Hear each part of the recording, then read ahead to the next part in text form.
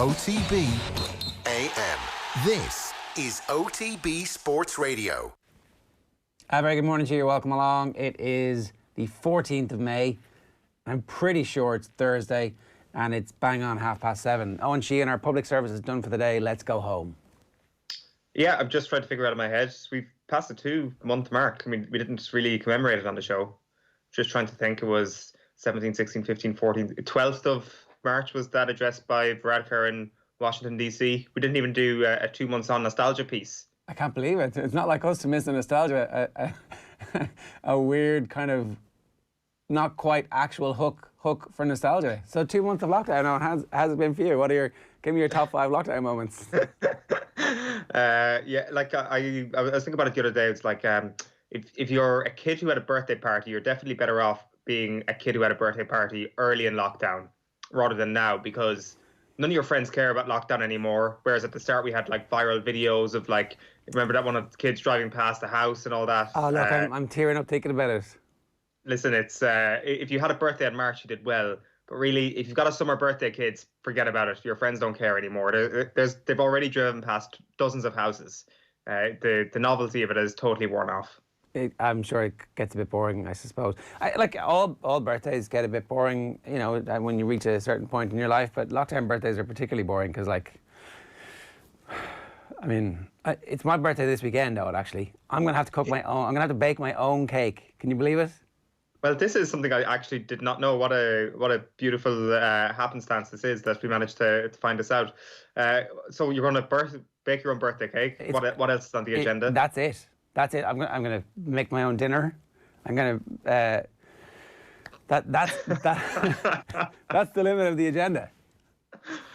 Oh, this is this really is far. It's jerking at my tear ducts way more than the birthday video of the kid having all their friends drive past their houses. Actually, that is quite sad, but wholesome all the same.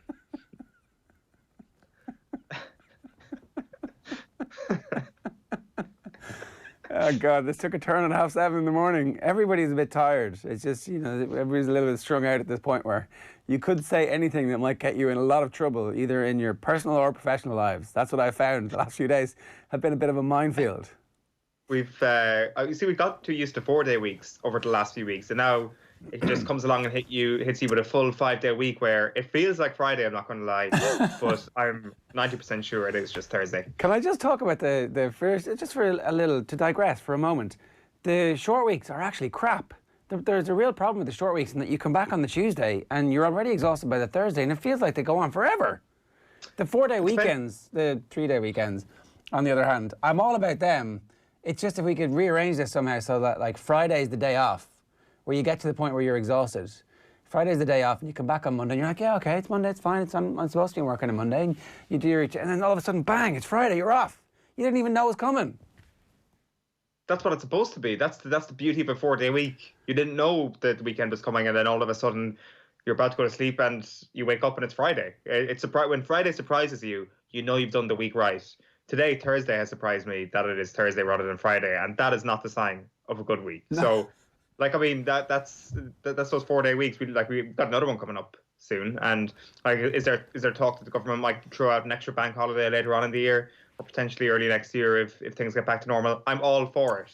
But, you know, like we did take Good Friday off, and we had Easter Monday off as well as Good Friday. That's the ideal situation where you get the Friday and the Monday. The 4-day weekend. It is. They are good, but that week after that is not easy, because you're like you get the whole point about a 4-day weekend is that you get properly into holiday mode around about Sunday night. And you're like, yeah, this is holidays, and then bang, back into work Tuesday, Wednesday, Thursday, Friday. And the problem with the moment is that the days are all the same, so it's endless. It's like proper dog day afternoon stuff. So anyway, look, none of that was what we were supposed to talk about at 7:30 this morning on Thursday, the 14th of May. But we did. We'll talk about the fact that they're going to fake crowd noise for the NFL around about 8 o'clock this morning. We've loads more stuff coming your way. Uli Hesse has sat down with Eoin for a long discussion about what's going to happen with the Bundesliga, which is due to kick off on Friday, right? Tomorrow. Well, Saturday. He's not, like, we recorded this chat yesterday, the plan was to do a little bit on the coronavirus and a little bit on football, who to look out for. And I don't think I'm speaking out of line here in saying that his heart wasn't really in talking about football. So this is mostly a COVID-19 chat. It's kind of sobering, actually, because I was of the impression that things were going to be okay, but there is still a lot of doubts about the Bundesliga season actually finishing. And I think Hesse himself is not confident that the entire season is actually going to be seen out at this point. So it's a good listen, a couple of surprising things in it that would suggest that perhaps all is not what it seems. That if you want to get on the bandwagon for a Bundesliga team, be prepared to get pushed off that bandwagon in a couple of weeks. Okay, all right.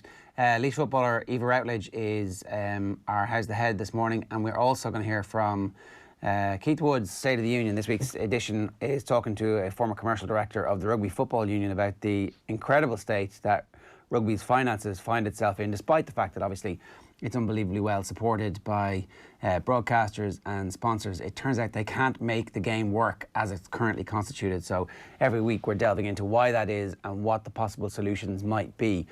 So that's coming your way at around about 9 o'clock this morning. If you want to get in touch with us, 0879 180 180 is the number. So 180, 180. If you can't remember that, it should be relatively easy. I mean, it did take me 3 or 4 weeks to actually get the number correct, but you're going to be able to do it first time because, you know, you're smarter than I am.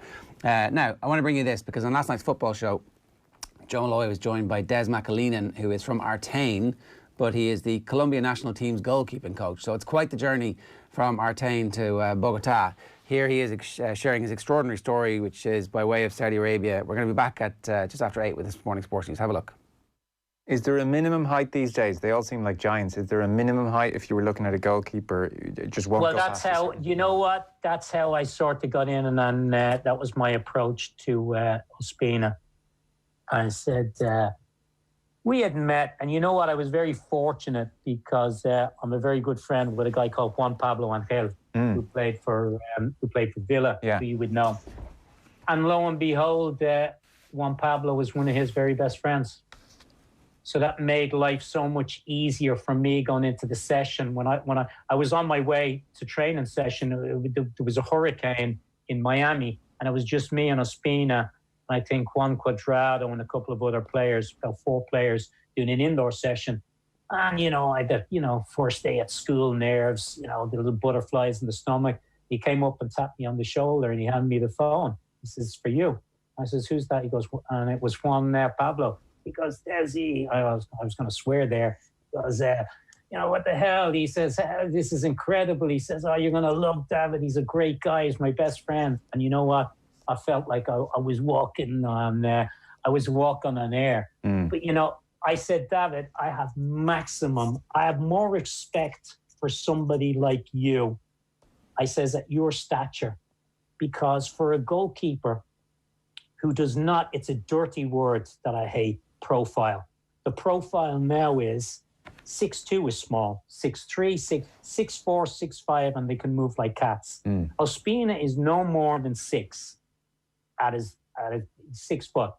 And when you are that height, you don't have any wiggle room because people are always waiting for an excuse to say, you're not tall enough. And your leash is a lot shorter. You can't misplay any balls. Yeah, you have to know exactly what your range is, and your defenders have to know what balls you come for. And you know what, as Tony Mayola, a guy I used to work with, said, you just got to make all the plays you're supposed to make, and everything else will take care of itself. If I hark back to your story, which we sort of began telling there for a moment, in 2001, you hooked up with the Metro Stars in New York, now known as Red Bull, and you did 10 years there. I know you worked with Tim Howard pre his move over to Manchester United. That was your first professional gig, yeah. 10 years in New York coaching professional football sounds great. Oh, it was fantastic. I lived in, I don't know if any of your listeners would know New Jersey well, although it's called New York Metro Stars or New York Red Bulls. It's actually in New Jersey. I lived in a picture postcard village called Maplewood, and it was 40 minutes on the train to Manhattan, and it was idyllic. It was beautiful. Great memories, close to Hoboken. I'm a big music fan. And I started off with a bang. I mean, Howard was an up-and-coming goalkeeper.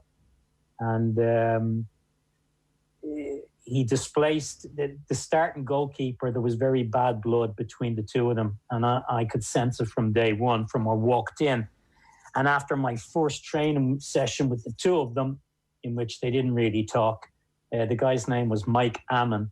He got traded to DC United, and Howard was made a number one. And by the end of the year, in the beginning, I would say he was a bit reticent, a bit defensive, resistant, because he had a goalkeeper coach who he liked, and it was really, who am I? You know, it was my first professional coaching gig, and looking back, I really didn't know that much at all. But I knew enough to get the job done, and then my forte would be, I think I've got a good personality, I'm a good listener, I'm a good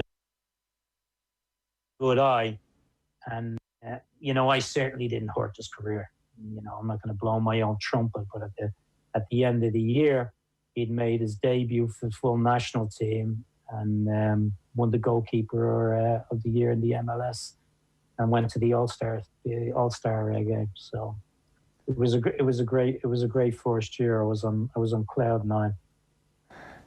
If I force you to skip ahead here a little bit, so I had 10 years around New York. That sounds like a joy, and the music scene and New York's a great place to live. But a lot of different coaches in there. Yeah, I know, yeah. You survived a few regime changes, to say the least, which is good going. Like big coaches, international coaches. Bob Bradley, I think. Did you work under Bradley?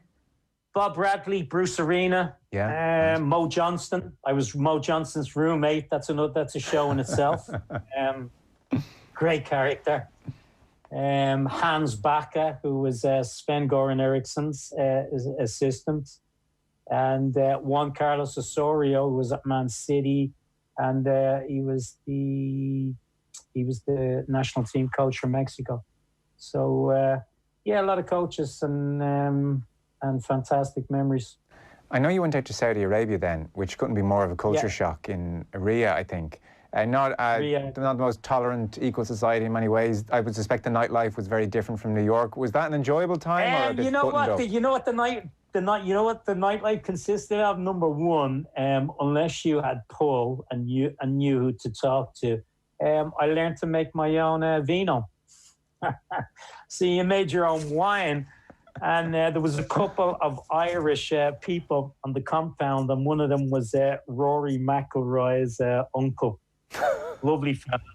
And our evenings of entertainment consisted of YouTube. Everyone got 3 choices of their favorite song. Normally live. He loved Bees Wing by Eoin McCall. Always remember that about him. And we would drink the night away into the small hours, drinking the homemade red wine, and that would do the trick.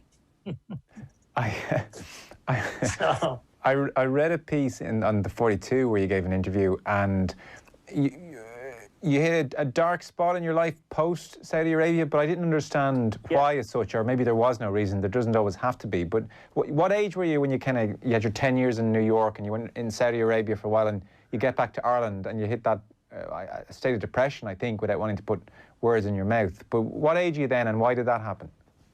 42, I would have been in my 40s. So I came back from Saudi Arabia, and for the first time in my life, I'd gotten ahead. I'd gotten ahead financially because it's tax-free, and you look at the money rolling into your account every month, and I made more there in a couple of years than I made in a lifetime. So I came back, and I've got a really good friend of mine, a guy called Johnny Vaughan. His brother Trevor played in the League of Ireland for many years. And that was really my home, where my support system was. Because when I came back to New Jersey, I'd been away 2 years, and I came back to not being a professional coach. And I sort of lost a bit of my identity. And it took me a while to get coaching again, and I couldn't get into the swing of it. And really, I should have went back up to Connecticut to the people who were nearest and dearest, because this guy's my best friend in the world. And I started to flounder. And like anyone will tell you, in the professional game, it's a huge part of your identity. And I got stuck and my wheels started to turn. And I just went into a very dark place that anyone who suffers from depression will tell you. It's like being lost in a very, very, very dark maze, and you can't see out, and you just have no sense of feeling. You lose interest in everything. There's just absolute desperation and an intense, numbing pain that just eats you away from the inside. I don't know. I think the greatest way you can feel in the world is not to make money or not to have material possessions. The greatest thing you can do in the world is to give. Give of yourself. Give something. Contribute.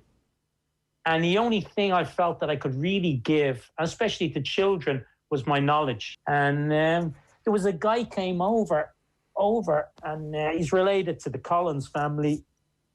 His name is John O'Rourke.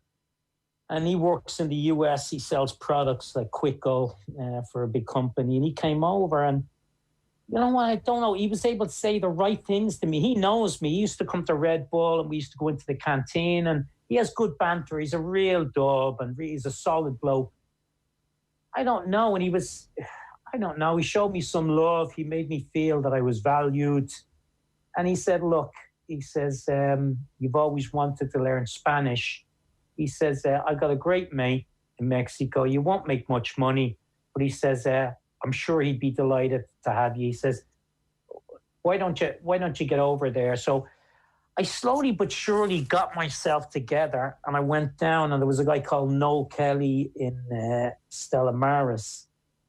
And I went back, and I got myself together over the course of 2 or 3 months, and really enjoyed working with the kids. And, you know, he really enjoyed having me. And then when I felt well enough and rehabilitated myself, I left and I went to Mexico with no care about making money. And I rediscovered my passion for football because, you know, programs like this, only football exists over there. There's only football programs. And I fell in love with the people, with the country, with the language, with Mexican football. And I was coaching kids from 4 o'clock till 8:30 every night, long hours on the fields, games at 8 o'clock in the morning till 4 o'clock in the afternoon on Saturdays and Sundays. And I loved it. I loved it. And, you know, I don't speak, I wouldn't say I speak well by any shape, way or form, but I learned to speak the language. And when I was there, I reached out to a guy called Tab Ramos, who was probably one of the finest players to ever pull on the US shorts. I said, look, Tab, you know, we worked together. I says, obviously, you know, my CV, I'd been away. I says, I'm back. I says, I'm in Mexico. I says, I'd love to get involved with the national teams. Any chance? And he goes, yeah. He says, give me some time to think about it. So he got me involved in with the U20 national team, and it was I would be eternally grateful to Tab because he allowed me back a foothold into the professional game. And you know, it's a tremendous learning experience just because it prepares you for international football, because it's only one step away on the rung on the ladder from the full international team. And generally with the US, we always played the best European opposition, England, Holland, Germany, you know, Spain, or we'd play Argentina and France. And you know, you get to see players like Pogba and stuff, the U20s and stuff, and you begin to see what that level is like, and the rhythm of international football. And I love the trips. I look forward to them, and I start working there with the 20s. I worked with the 18s, so I had a trip every 3-4 weeks. I was flying off somewhere, either a domestic camp in the US or an international camp with with the 18s and the 20s. And that sort of went on for 2 years. Wow.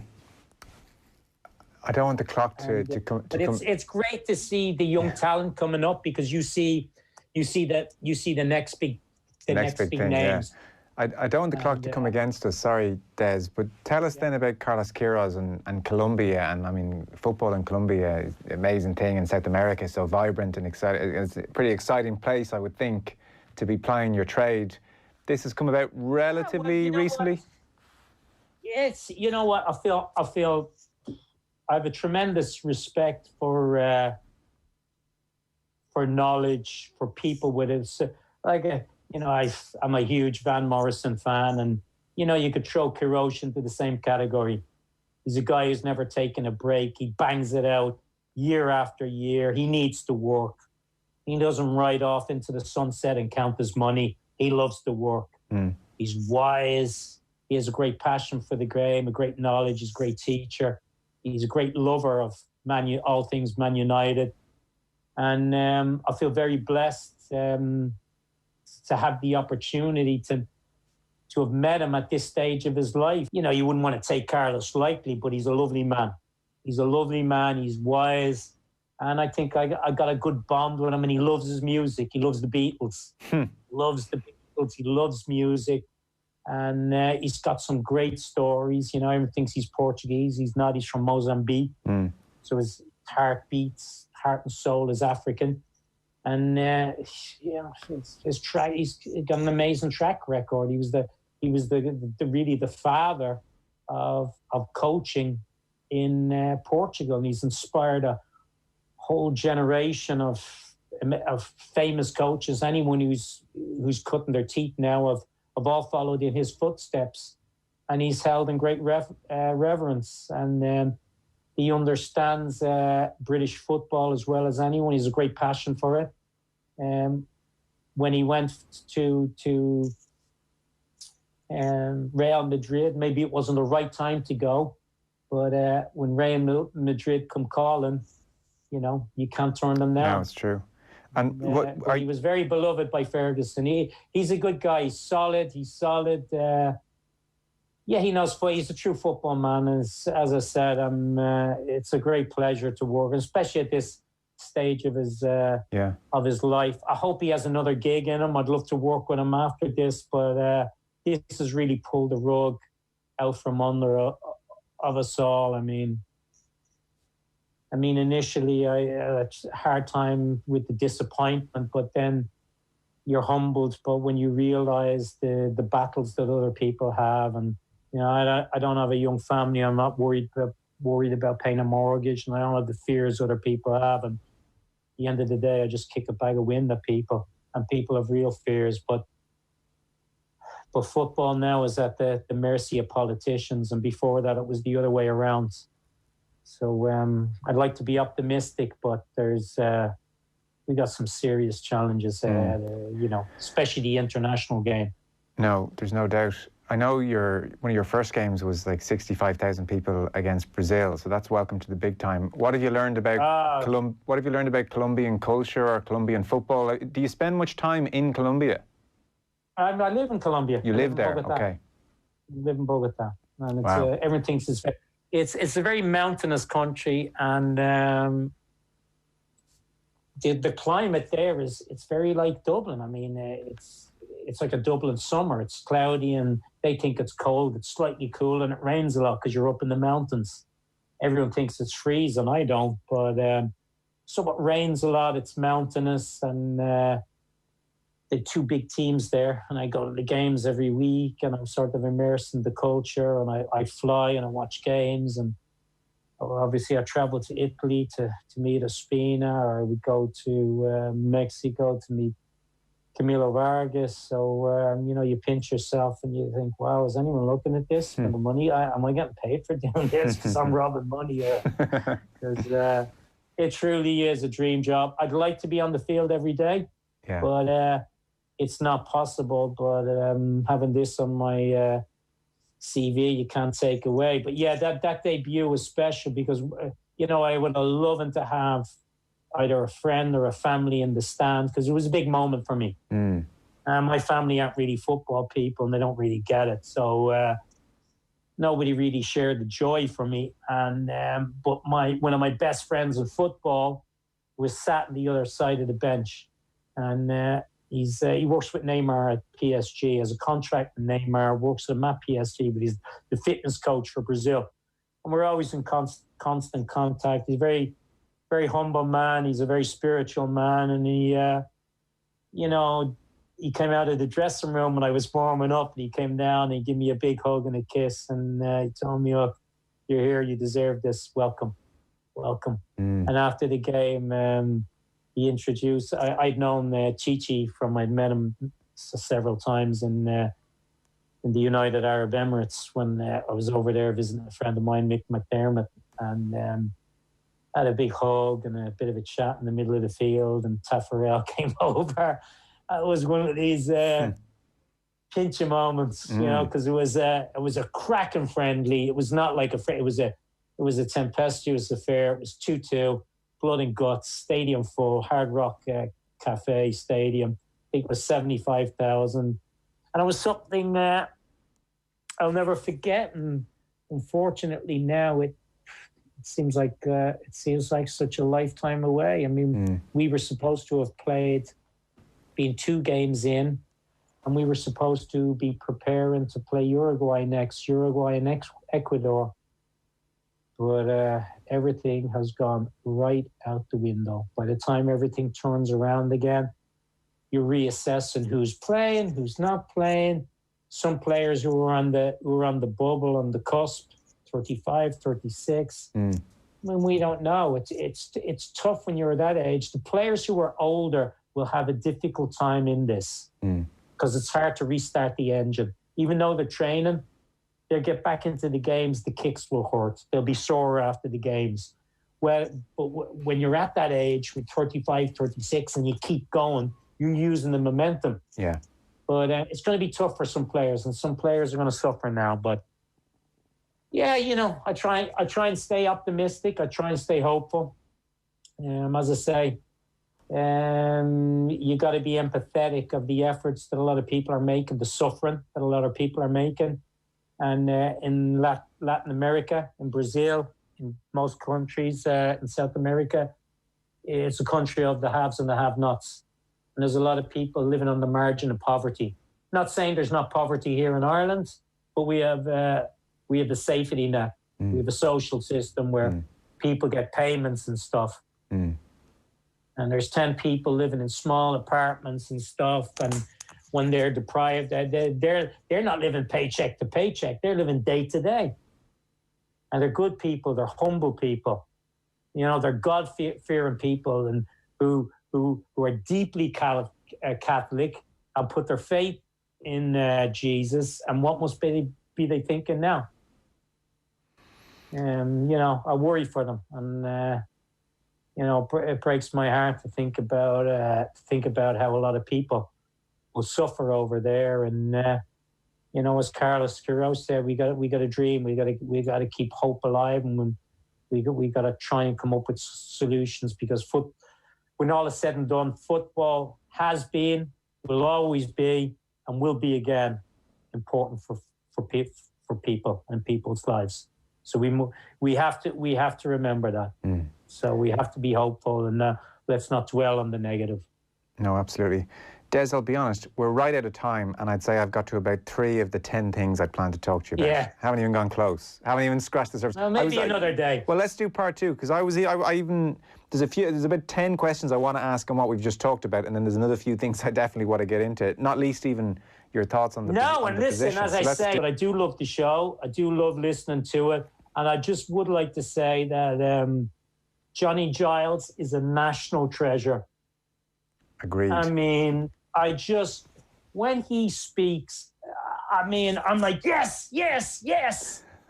Because he's old school, he's good values, he's no nonsense, he's not of the pampered, $30,000 watch covered in ink. He's real. There's no with Johnny Giles, and he played for one of the. I'm fascinated by Leeds and the legacy, and the way they went out and systematically took care of opponents and the stories. I like them as a columnist. When he's on the show, I was in the car the other day. I parked the car and I sprinted into the house and turned on the radio. I love listening to him. I love his descriptions about the players. That spot he's been doing where he's named the best 11 from. I mean, long may he continue. If he listens to this show, I'd love to give him a big hug. I love Johnny Giles. He's a national treasure, and long should he continue and have a voice to be listened to, because when he speaks, he's got real things to say. I really love him. So if you ever talk to him again, please pass on my best wishes and tell him I'm a great admirer, and I've always been. Listen, 100%. He's on tomorrow. We'll make a point of playing that clip to him. Please do. Please do. I'll be listening. Des, let's do part 2 sometime in the next couple of weeks. All right, brilliant. Okay. Pleasure. That'll be great. Des McAleenan there talking to us about a whole host of things. He is the Colombian goalkeeping coach and has had an extraordinary life. Obviously talked about some very personal things there. If you were affected by them, and I appreciate lots of you may have been, then the Samaritans helpline is a free phone number. It's available 24/7, and you'll get it on 116 123. So 116 123. The Samaritans are waiting if you want to have a chat with them about any of the issues which may have come up in that interview. So Des McAleenan was his name. Fascinating fella. We'll do part 2 with him. I mean, we're in no rush over the next couple of weeks, so we'll chat to Des again at some stage. OTB AM on OTB Sports Radio, Ireland's first and only sports radio station. This is OTB Sports Radio, Thursday Night Football with John Giles. I was talking to somebody about Messi and hasn't won a major. And Ronaldo might. Does that make him a better player? Well, Messi hasn't an opportunity to play in the majors, but they're both great players. The best analysis of all the week's football from Ireland's #1 football man. PSG, I thought professionally, were dreadful. Liverpool had that. Liverpool had an honesty about them that PSG didn't have, and deserved to win it. It would have been a disgrace, I think, had they not won that particular game. John Giles, every Thursday at 7:30 p.m. on OTB Sports Radio, live 24/7 on the Go Loud app. OTB AM. Right, you're very welcome. It is the 14th of May, and it's just gone 2 minutes past 8. Myself, I know, and Sheahan with you every morning from 7:30 all the way until 10 o'clock. That was really amazing stuff from the current goalkeeping coach to Colombia, Des McAleenan there, which finishes with this amazing promo for John Giles at the end of it. Couldn't have asked for a better interview to kick off our show this morning, Eoin. Yeah, it's fascinating stuff. What an unbelievable career. Like, if you had to pick a continent to actually bet into and actually explore as certainly a footballing coach, I think South America is definitely where you want to be, and he sounds like he's lived quite a life, and looking forward to part 2 already. Yeah, absolutely. One of the things that we have all been trying to grapple with is if sport comes back behind closed doors, what it's going to look like. And we got a bit of an example at the weekend when the K-League in South Korea came back, and we're also getting news through that Fox are pretty much, Joe Buck has said, he's the commentator that you'd have heard on Fox if you've ever watched the NFL. He's saying the crowd noises being piped in, pre-recorded crowd noises, are almost a done deal at this stage. I don't know how to feel about all this. I wonder, is the tinny, empty silence of the stadium something we should be afraid of? Perhaps. And maybe crowd noises being piped in is exactly the way to go. Yeah, like before coming on air, I was doing my research, watching a bit of Geon Book versus Huon Bulldogs, or Blue Wings, not Bulldogs, Blue Wings from the K-League at the weekend.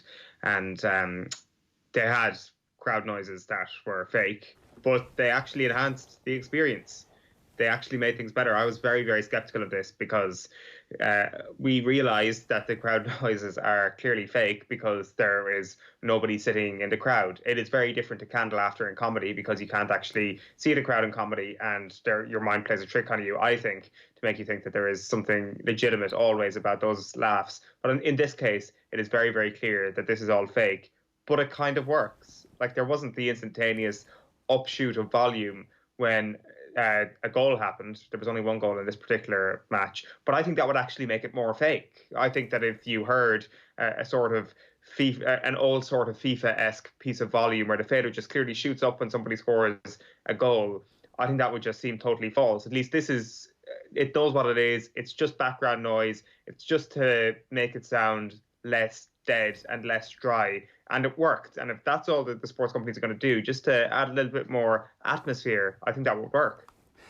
They're talking about virtual fans as well, so that when the crowd shot goes wide, you'll see people sitting there. Yeah, this is, I think Joe Buck was mentioning this as well. And I think Colin Cowherd has been one of the big advocates for this over the last couple of days on his show in the States. So there must be something to it. Like at least some people believe that this is going to look decent, because I would have thought that this has got so much potential to just look totally ridiculous. If we want to use the FIFA comparison, yeah, but again, like the chat that we had with Anthony Moyles last week, where he was saying that already there is investment flowing towards companies who are involved in virtual reality. Like, say this is a new future for all of us, where stadiums are going to continue to be there and teams will continue to play there, but there will be social distancing, which means that there's like a quarter of the occupancy. The rest of those seats are going to have to be sold somehow. You can see how sitting at home with your VR set, you got 15 quid for a ticket, or 50 quid for a ticket, or 100 quid for a ticket, and you get an enhanced television package where actually your crowd noise, you shouting at your TV at home, is being broadcast into the stadium. I'm not saying that's going to happen in 6 weeks' time, but you can see how in 18 months' time or 2 years' time that actually you stick your headset on, you stick your San Francisco 49ers headset on, and you're suddenly in Levi Stadium. You stick your Man United headset on, and suddenly you're at the Stretford end, and you're there giving the referee loads, and that's actually coming out, but you're in your living room. It's definitely a possibility. It sounds dystopian at the moment, but I think that when it comes to the curve that virtual reality has been on, we're going to see a spike now, surely, because we're all of a sudden in a place where it's as necessary as virtual reality will ever be. Like, the technology, in my opinion, hasn't developed as quickly as I thought over the last decade or so. But in reality, you always had the real event to go to. You had so many developments in phone technology that was constantly enhancing your experience, whereas now this is such a ripe opportunity for virtual reality and the people who make that technology to get behind it and to fund it. And I know that, again, the big American sports networks are all on board for making virtual reality a thing. Like, the whole idea of, I don't know, putting on a virtual reality headset and looking ridiculous, that's no longer a thing anymore. Well, we're all getting used. You know, it could be a headband. It could be tiny. At this stage, it doesn't actually, you know. Or I was just about to say that actually the whole idea of putting things on your head that look ridiculous now is no longer an option. I mean, we're all going to be wearing masks at some point before the end of the year, you suspect. The idea that, that doesn't make me look normal. It doesn't matter. It's going to be something that will save lives, or that will be the way we get back into society. So the fact of actually putting a VR headset probably goes along the same lines. It doesn't matter if you feel ridiculous. This is probably the best thing you can get to representing a normal sports attendance. Or it's a set-top box that, you know, you plug into your TV, and if you've got a blank wall, you broadcast the whole thing there, and actually you can kind of somehow walk into it. Like, I don't know, if one of the other top 5 things that happened in lockdown that everybody's forgotten about is, I think it was the second weekend, Google released their the virtual reality animals, where you Google like, and so the kids can kind of walk around in the presence of a lion or tiger, or there was a horse. It was all sorts of stuff. Like, you see how far the technology has come to the point where you can do this, like, and be present in the company of.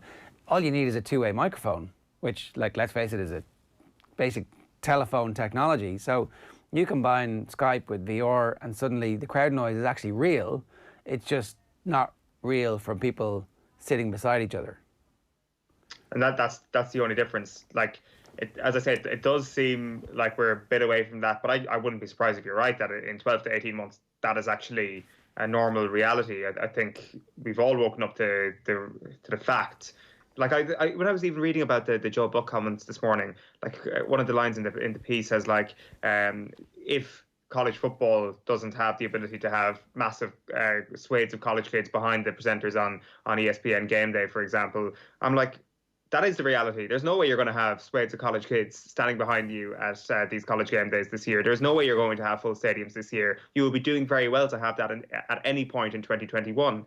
And surely the networks realise that. Surely the people with the money realise that and have already got to work on cracking this, because there's probably sort of an entrepreneurial benefit to it all as well. The first people over the line, the first one to nail this, will just have a huge upshoot in the eyes of the world on them. And it looks like it could be an American company who pull it off first. But in the Premier League, there's certainly big opportunities as well. And I'm sure people like working with Sky and BT are considering how they are going to make the most of the rights that they have now to finish out the Premier League season if it gets done from June 19th. Yeah. And like audio is the big option, is the big thing here, isn't it? Like we've spoken about miking up managers, players. Like you'd have to put things on a tape delay, obviously, for bad language. But other than that, if the players were up for it in a manner that says, well, your wages are dependent on the television money and they're not going to pay us the full money unless they can get a cherry on the cake. Like, I think that there could be something worked out. Yeah, totally. And like, I think that the tape delay will be necessary first week, and then fines are meted out for the foul and abusive language, and red cards are handed out because the referee's like, listen, that was just on camera, I'm going to have to red card you here because that's what the rules say. Then suddenly the behaviour changes. I think like a lot of stuff is up for grabs here. The other thing that the K-League were doing, obviously, with the empty crowds, were using as advertising space to try and boost revenue. So you could probably do both. You could probably have extra advertising space in the middle of where there are fans' heads just kind of pixelating on a glitch. Where it's like suddenly an ad, suddenly a person, suddenly an ad, suddenly a person. That's your dystopian future right there. Yeah, and like I think when it comes to like the access, it's obviously a hard sell to say we want to get into your dressing rooms or whatever, or to mic up coaches and stuff, and to do it live, because you could say anything. And I know in the NBA you're obviously precluded from broadcasting anything tactical. There's obviously been a bit of conflict between ESPN and Steve Kerr in the past for broadcasting a conversation between him and Kevin Durant that shouldn't have gone out. But I would be totally up for watching a series of mini documentaries throughout the rest of the season that Sky use their own footage and their own new audio that they would have from the dressing room with the consent of the club, that doesn't give away any tactical information but gives us an insight into the operations of inside the dressing room before, during and after a match. Put it together in a package, and even a week, 10 days afterwards, I would sit down and watch that, where all the audio is being cleared. Like the sports documentary market at the moment is being gobbled up, like whether it's Sunderland Till I Die or The Last Dance. If there was a mini, like what's the name of the NFL show that they do with people mic'd up? Yeah, it's just called Mic'd Up. Yeah, like some version of that, but you could even bring the production quality to a higher level and actually have a sort of Premier League game day where you're going from dressing room to dressing room around the country. It's got a fairly limited shelf life, I would have thought, but for the rest of the season, it'd be something I'd watch. There was 2 seasons ago, I couldn't find it last year, there was a version of that for the NFL where it was like a half-hour highlight show where you kind of saw that from a different angle, one touchdown, but you would see the before and after of whoever was involved in it. And, you know, they would obviously do it for 15 teams, and I'm not sure they used all 15 in the highlight show, because if somebody actually had a crap game or got injured or whatever, that wasn't included. Shane Hanlon is with us this morning as well. Shane, good morning to you. How you doing? Not too bad, lads. Keeping well. Have you picked a Bundesliga team just yet? No, like I was at a Bayern Munich Werder Bremen game a few years ago, so I'm thinking possibly Werder or one of those teams, the lesser known of the teams. It's hard because you have to do a bit of research and pick a team properly, even though this is only going to last 2 or 3 weeks until another league reopens and we decide to start supporting another division. But it's interesting. That's not how bandwagons work. Shane, hang on a second. You're absolutely not supposed to research a bandwagon. You're just supposed to hop on. That's the whole point. You hop on, you hop off, it doesn't really matter. It's a victimless crime. Yeah, you have to do your research, and you also have to work out which team will do better without a crowd present. So, like in the Premier League, obviously Manchester City are probably prepared for no crowds because they have more crowds. Cavan football as well, possibly. He's on a roll. So it's an interesting one. A couple of sly digs, but no, it'll be an interesting one to see how teams actually react to that, because a few teams were obviously used to it, having done it in Europe before this whole thing kicked in. It's a weird environment. You can hear people picking their nose on the sideline. It's just not. It's not what we want. We want crowds, but look, if it's the only safe way to do it for now, then so be it.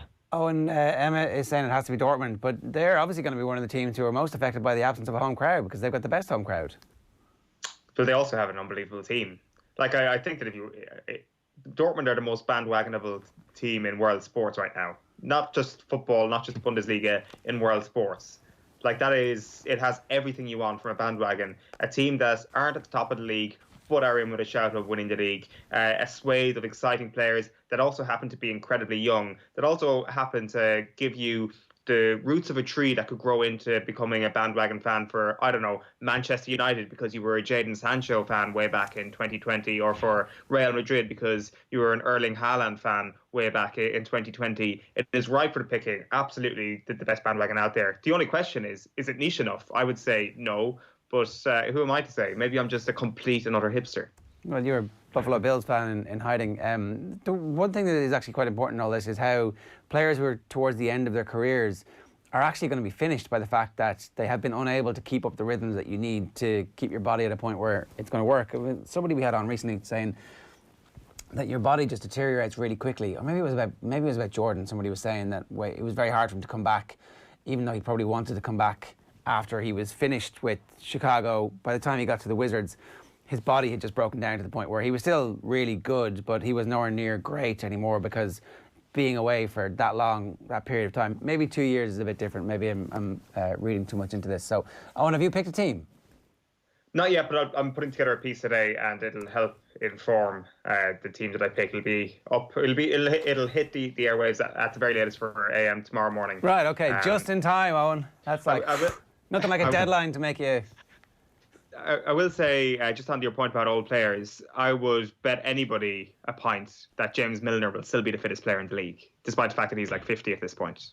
He surely had like 16 birthdays since this whole thing started. When we get into the papers, there's a picture of Colin McShane working out in his gym. That is just like, that is going to send shockwaves through the GAA community. This guy is ripped. The Tyrone lads are taking this as an opportunity to get ripped. Let's just wait and see exactly what emerges on the other side. Shane, you're here to tell us about the sports news overnight. What's going on? Indeed, yeah, a few bits happening, lads. Police in London investigating after Dele Alli was held at knife point in his home. The Spurs attacker was the victim of a burglary and assault, resulting in minor facial injuries. A number of items believed to have been stolen, including jewellery and watches from his home. CCTV footage of that incident has been passed on to police. Meanwhile, the potential resumption date of the Premier League be pushed back to June 19th. Managers and captains of all 20 clubs were briefed on medical protocols yesterday surrounding return to play. UEFA previously wanted a decision by May 25th. And so I believe European football's governing body have relaxed that deadline. It is understood training at top flight clubs could start again on Monday. The immediate future of the divisions below the Premier League, though, remains unclear. The EFL says clubs will be unable to train until May 25th, and they want more clarity around the testing of players. And meanwhile, General Secretary of the Professional Footballers Association of Ireland, Stephen McGuinness, has spoken candidly about how bad relations became with the previous FAI regime. And McGuinness joined the Football Show and Off the Ball last night to discuss the return to play plans for professional footballers in Ireland. You can read his full thoughts at offtheball.com. Limerick hurler Shane Dowling says safety has to take precedence over money when it comes to returning to the field of play. The GAA could be left with a €50 million hole in their finances if this year's championships fail to materialise, but Dowling has told Off the Ball that the only thing that matters right now is public health. Meanwhile, some golf leading professional players based outside the US must quarantine in America before resuming the PGA Tour season next month. This was confirmed as the PGA Tour outlined its plans for a return to action. There's been no play on the circuit since the abandonment of the Players' Championship. That was on the 12th of March. A long-term transformation of Ospreys could be in the works in rugby. Asian sports marketing firm Y11 Sports and Media have bought a 75.1% stake in the Welsh club. It's been described as a multi-year, multi-million pound deal. Former Ireland under-20s coach Mike Ruddock, of course, recently returning to the club as a performance director. Ferrari understood to be in advanced negotiations with McLaren's Carlos Sainz about a deal for 2021. There is a spare seat at the Italian team who announced earlier this week they'd be parting company with four-time world champion Sebastian Vettel at the end of the season. It is thought McLaren would look to replace Sainz with Renault's Daniel Ricciardo. Mike Tyson's potential return to boxing will present promoters with a moral dilemma. That's according to promoter Eddie Hearn. Speculation Tyson could make some form of comeback has grown since he stated, "I'm back," in a recent video. Hearn says someone linked to Tyson reached out to him about a meeting.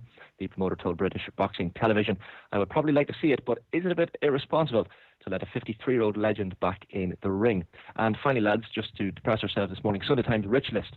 Rory McIlroy, one of only two sports people to make the Sunday Times Rich List, joining Formula One star Lewis Hamilton.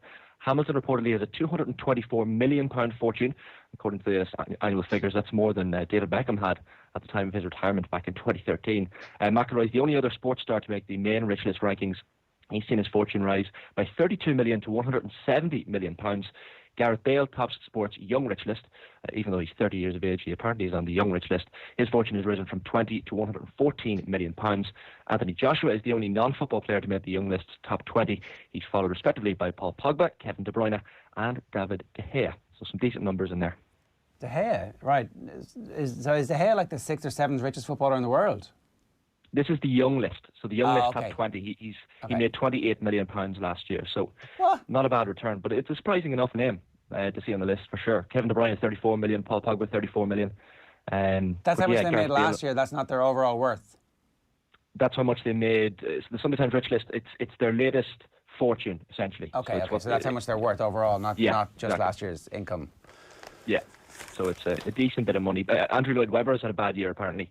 He is missing out on the West End musicals, and Rihanna now lives in the UK, so she's on track to be the first UK-based musician to reach the £1 billion mark. £468 million she's worth, thanks to her U Cosmetics brand, in case you're wondering. Right.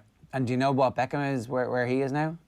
I haven't seen where he is on the list. The fact that he's based in the US now possibly has an impact.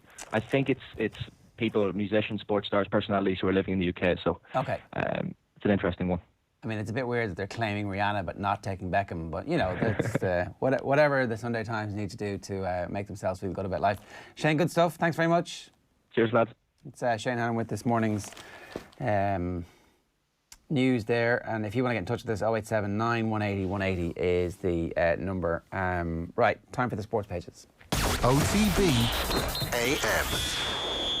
I'm going to start with offtheball.com. The Irish keeping coach who helped Tim Howard get MUFC moved. This is the McAleenan interview that we were talking about a little bit earlier on. It's sensational. Go and dig it out. He is now the Colombia goalkeeping coach, and there's about 15 brilliant parts in it, not the least of which was his unprompted promo for John Giles at the very end of it. Dele Alli held at knife point and punched by burglars at his home.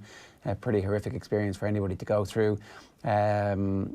It was indescribably bad. PFAI Chief McGuinness on nightmare relations with old regime. They need bums on seats to make everything tick. The state of IRFU finances. And I'll cherish for the rest of my life Stephen Kelly on Fulham's Juventus stunner. So Fulham hammered Juventus 4-1 in a UEFA Cup game. And that Stephen Kelly interview last night. We're going to play you a clip of it in just a couple of minutes' time. The Irish Independent this morning leads that photograph of Colin McShane looking like a guy who's about to challenge Rocky to the world heavyweight title. I don't think they understood what I was giving up back here. I grew up dreaming of playing with Tyrone. That's obviously McShane talking about his AFL move that almost went through earlier on this year. And the main story in the Irish Independent today is that UEFA implore FAI to save season. Quinn confident help can be secured to minimise cash risks and convince clubs. So they're aiming for an August return. They're unclear, really, at the moment. I think it's fair to say how worthwhile this would be for clubs. Medical costs may be covered, but there's no mention yet as to what other revenue streams might come in for clubs to make this a worthwhile exercise. This is like one of those 70s or 80s movies where somebody goes to prison and comes out completely ripped and they turn their lives around. This is what lockdown is doing for some of those footballers who are well motivated. And what do you think that photograph is doing? How long do you think it's going to take for that photograph to be in every single WhatsApp group of every GAA team that considers themselves contenders? It's probably already there. It's a great ad for Tyrone Fabrication. He doesn't work out in anything except for the sponsored gear, Colin McShane, so he's always on brand. I think they're the big winners from this. McShane's arms are obviously big winners from this as well. And it's old school. It's kind of gritty Hollywood stuff from Colin McShane. Yeah, but like what message do you think it's sending out to the Dubs and to Mayo? Get back in the gym. That's the message.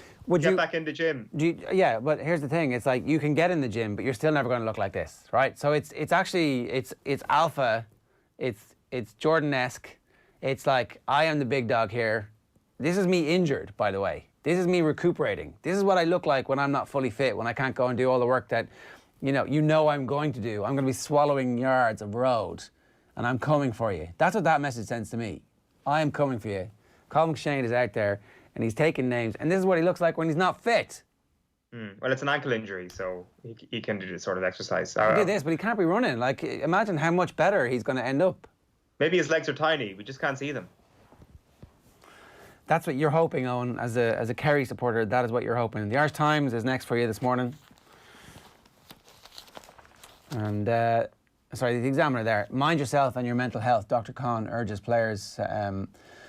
It's like Ryan's piece. Munster Council continue to approve club projects is the headline on that one, and elite athletes may be classed as outdoor workers as lockdown eases. So you can definitely get a sense that the easing of lockdown is having an impact on the amount of people out there. And I was struck yesterday on my cycle about how blessed the north side of Dublin must have been with triplets, quads, quins, and septuplets of brothers and sisters about 15 to anything between 13 and 17 years ago, because there was a big bunches of 5 brothers and 3 brothers and 4 brothers and 7 brothers who all didn't look anything like each other, but must have been, siblings, because that's how the rules work, and their ability to take up the whole cycle lane as they cycle across the whole footpath is like, wow, that's it's great that your family are so close to each other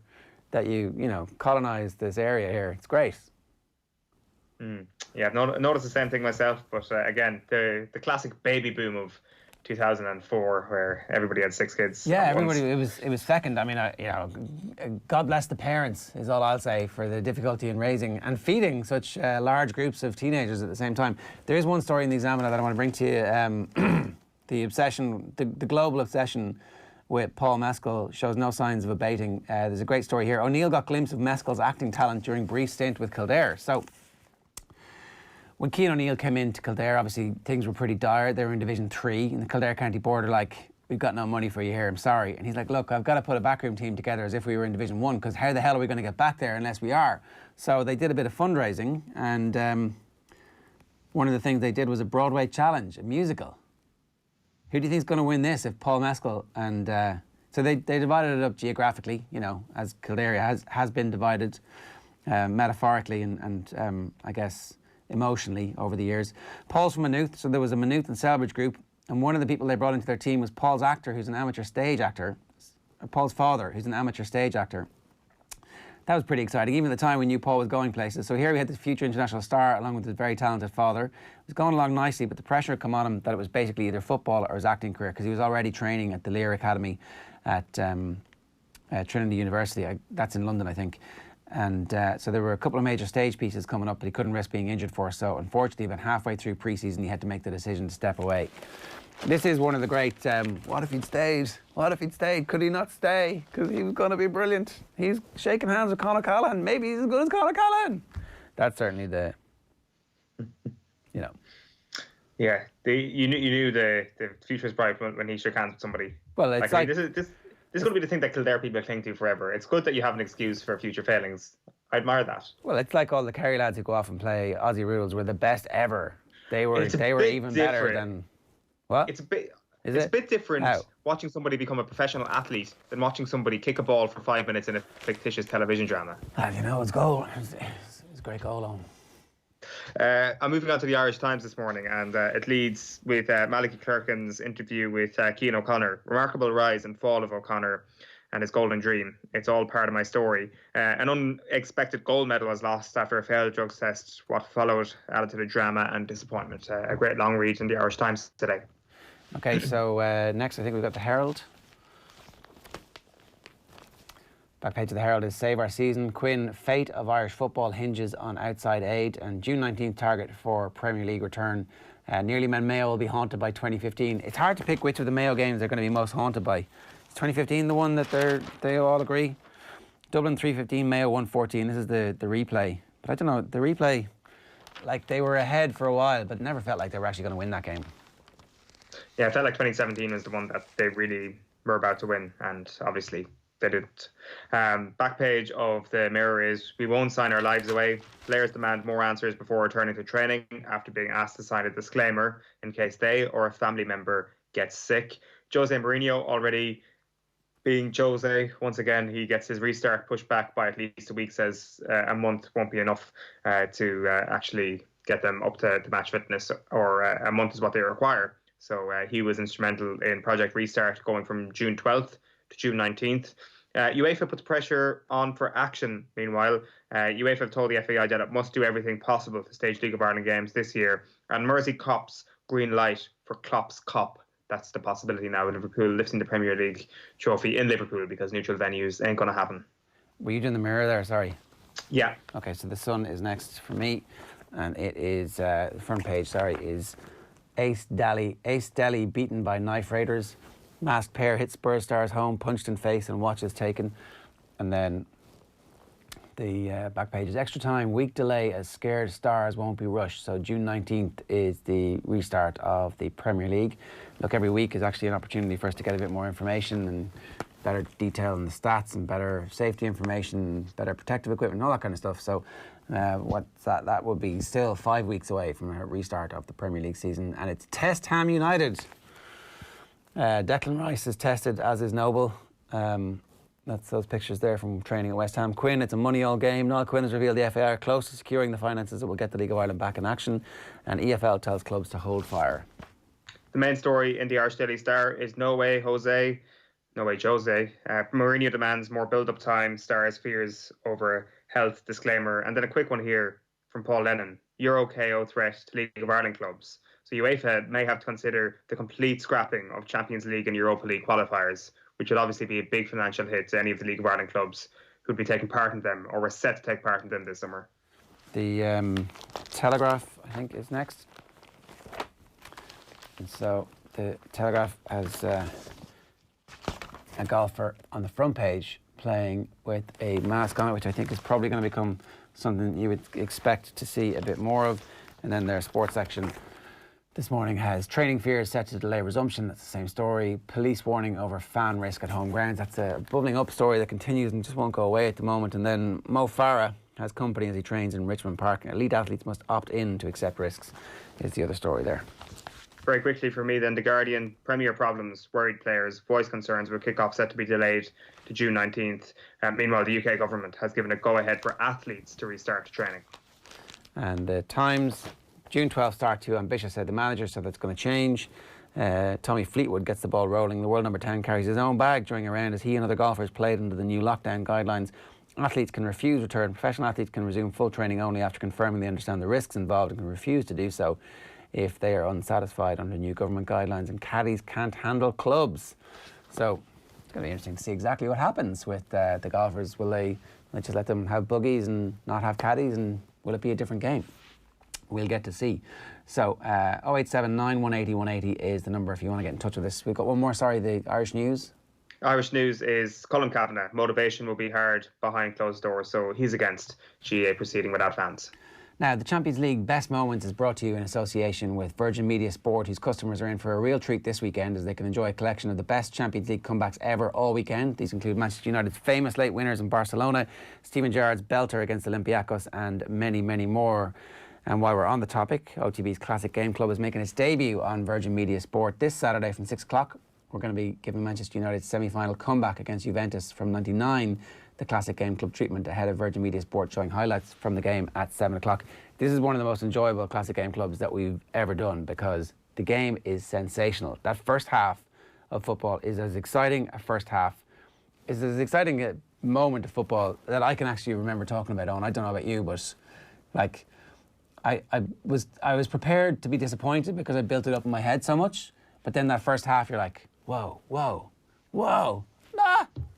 It was sensational. Yeah, the first half of this game is brilliant. We've watched a lot of classic games back. A lot of them are disappointed. Not this one. It's incredible. Yeah, so tune in to us on Virgin Media Sport from 6 o'clock on Saturday evening. The game kicks off at 7. But as part of our European Memory series, Stephen Kelly was on last night's show speaking about Fulham knocking Juventus out of the Europa League 10 years ago. Have a look. Do you remember much about Turin?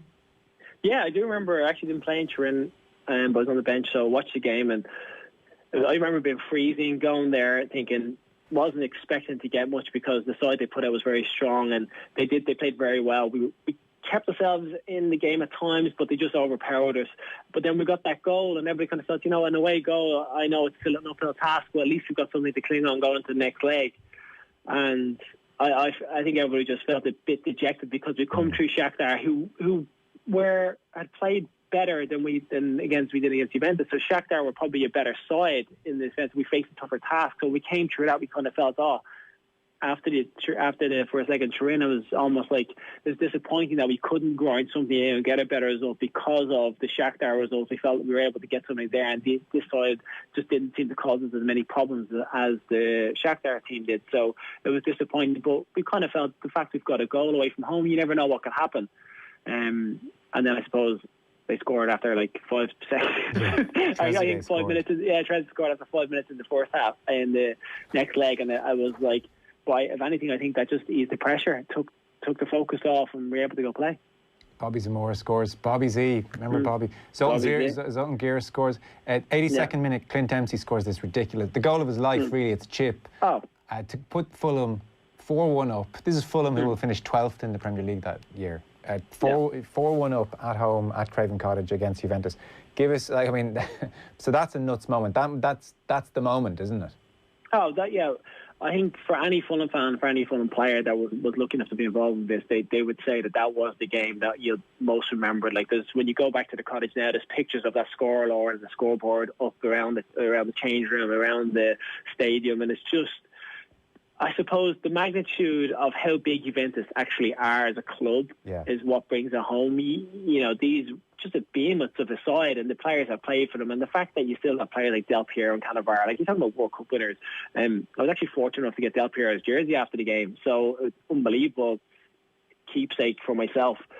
But just you think of back to when I was a kid playing computer games, and there was always pick Juventus because he had Zidane and he had Nedved and he had Davids and he had just ridiculous. So just a huge club, and you know, no one would have given Fulham a chance going into that leg, especially with the being 3-1 down from the first one. But to come back in the way we did, in the manner we did, and I know we were fortunate enough. Cannavaro got sent off, and Zabina went off in the last. I think that was already done at that stage. But it was just an amazing experience, and for everybody involved, just something that we'll cherish and remember for the rest of our lives.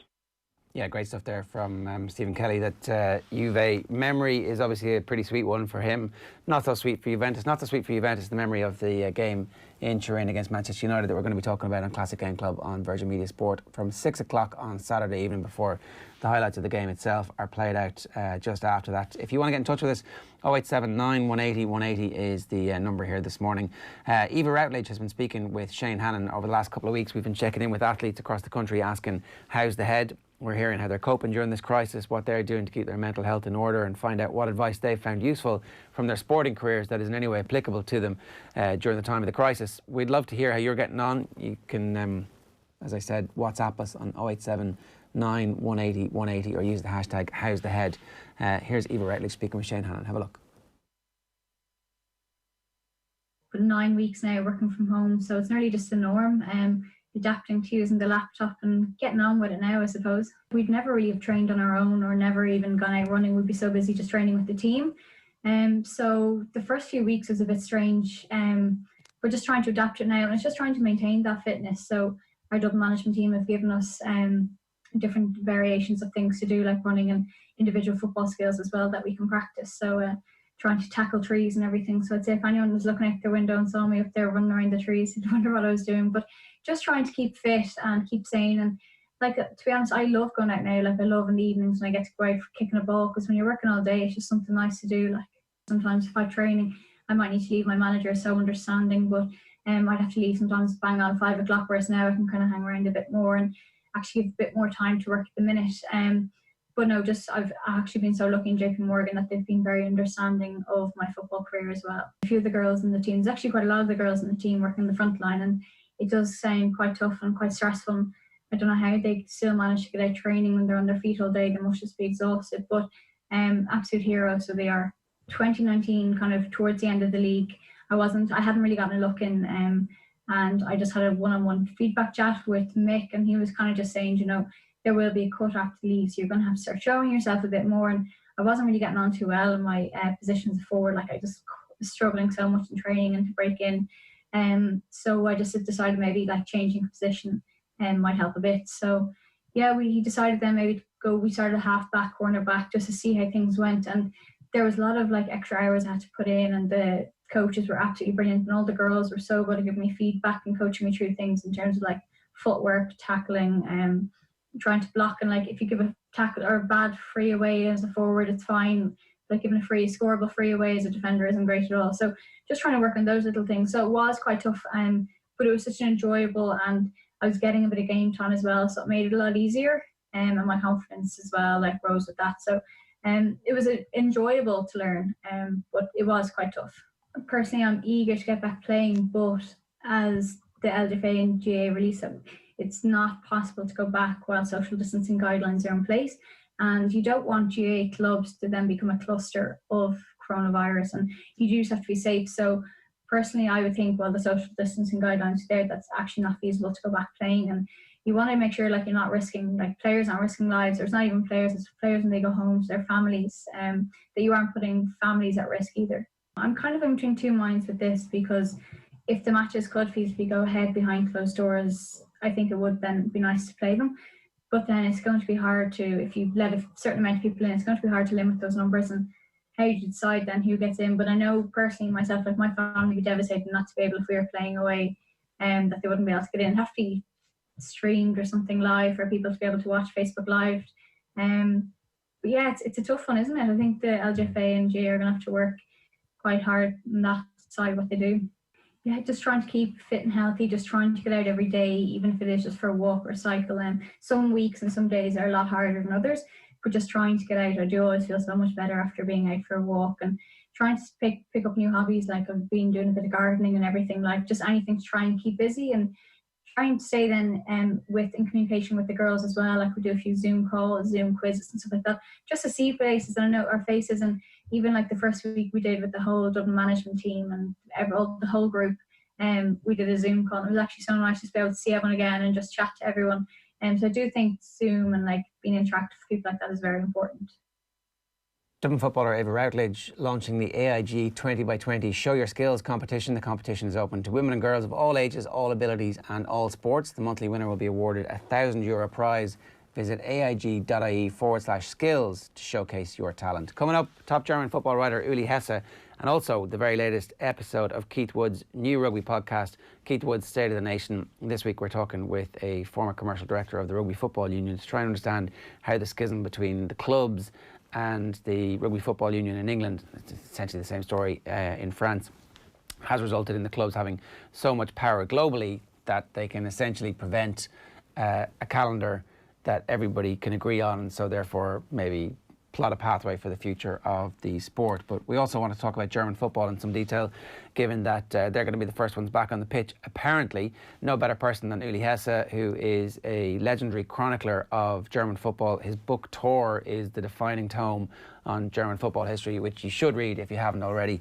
He's also written a brilliant book about the history of Borussia Dortmund. So he sat down with Eoin yesterday. Have a look.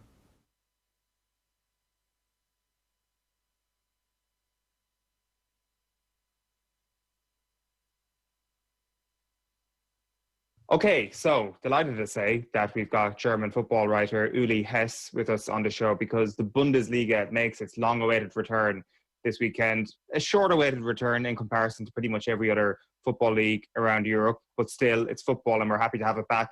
Uli, you're very welcome. You must be pretty excited.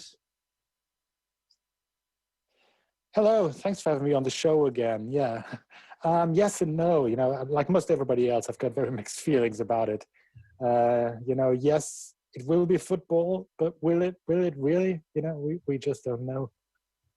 I guess the one thing is that in Germany, you managed to witness what football might look like after the pandemic before everything got shut down, because you did have a sight of an empty stadium in Mönchengladbach, wasn't it, right before things shut down?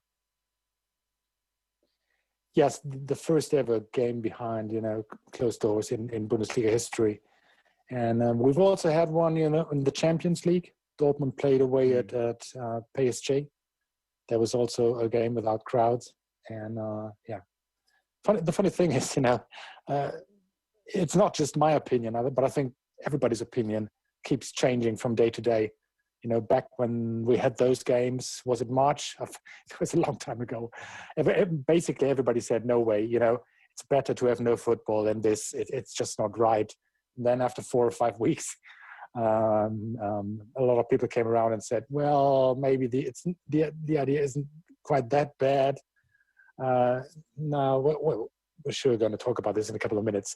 Now I think the pendulum has swung again. I think most people are fairly critical of it at the moment right now. Yeah. And why is that, Uli? Is it because of the fact that football potentially is not anything really without its fans?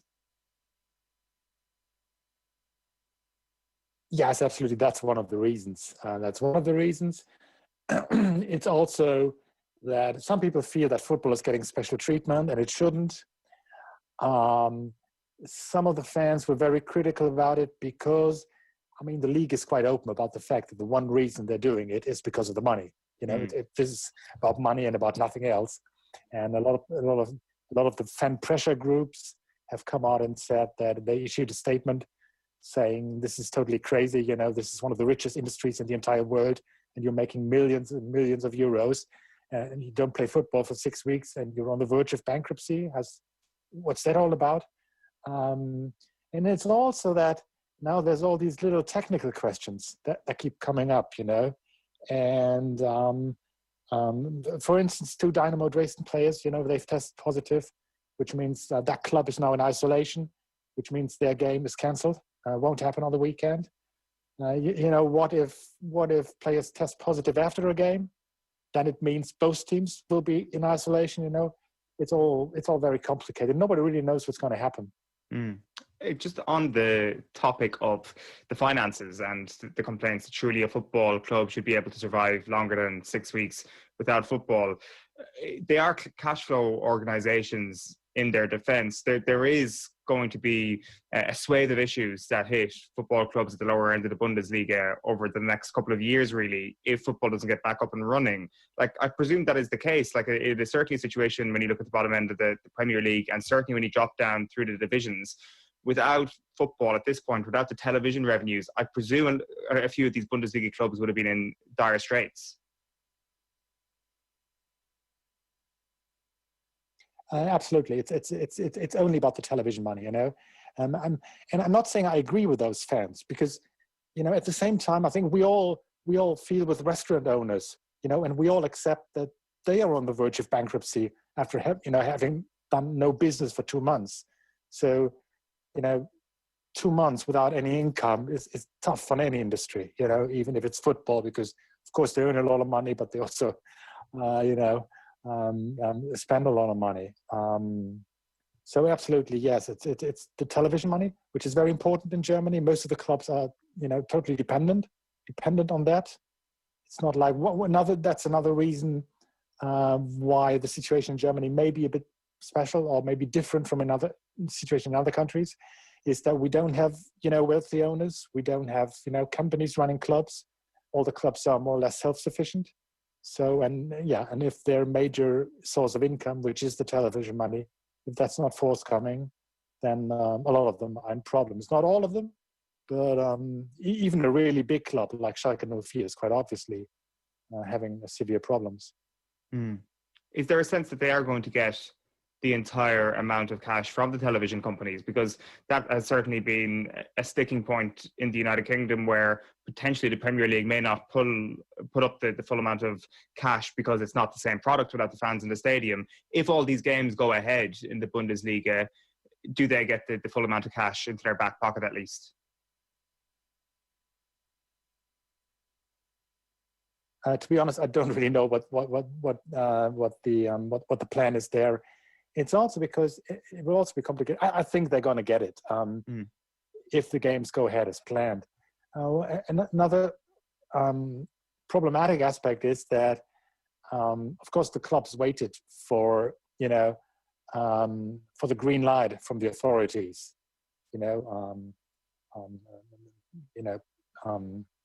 So when it was finally given, when it was finally said yes, the clubs can go ahead.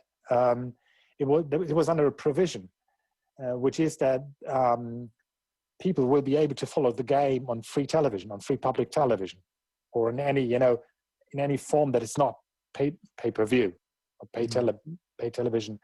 Because another argument against bringing back football was that if they're going to show football, people will come together, people will congregate in whatever form to follow the games. So one rule was that there has to be a way for people, for most people to just watch the games in their homes. So so Sky Germany are going to show, not every game, not the entire game, but show the entire afternoon. We have a conference channel in Germany where you go from one game to another, and that will be that will be free for everybody on the weekend, which of course means Sky won't be very happy about that, because that is their, so that is their way of earning money. So so as you can see, everything is complicated. Yeah, it certainly seems so. At the same time, I'm sure a lot of the more vocal critics about the possibility of football returning might soften their cough a little bit to actually have free-to-air television. Like there is this phrase thrown around that, football can improve the morale and the mood of the country. It certainly has a better chance of doing so and furthering that argument if at least it's on free-to-air television.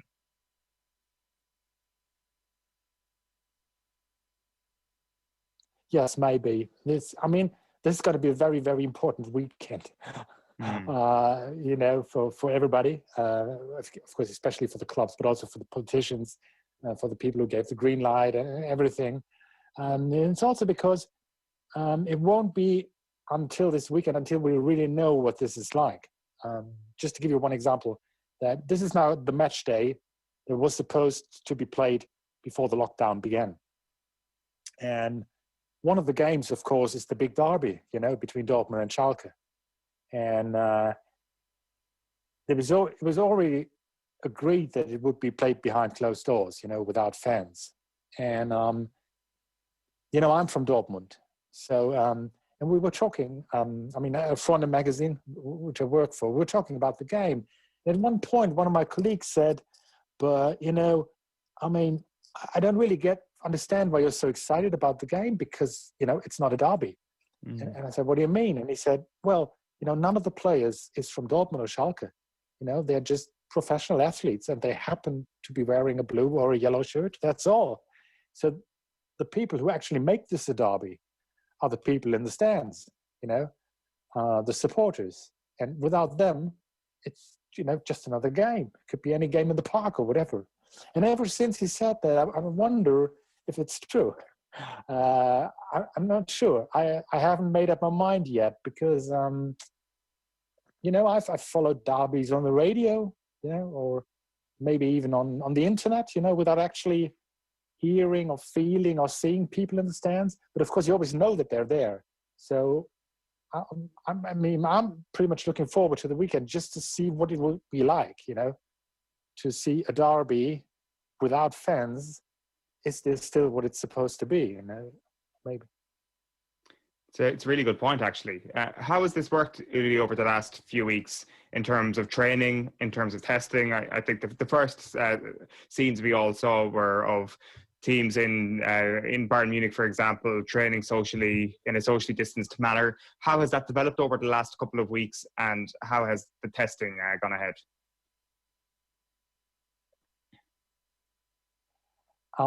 That's been, that was another point of criticism, of course. People said the clubs were spending an awful lot of money on tests, while, some hospitals may be waiting for tests, so people cannot be tested.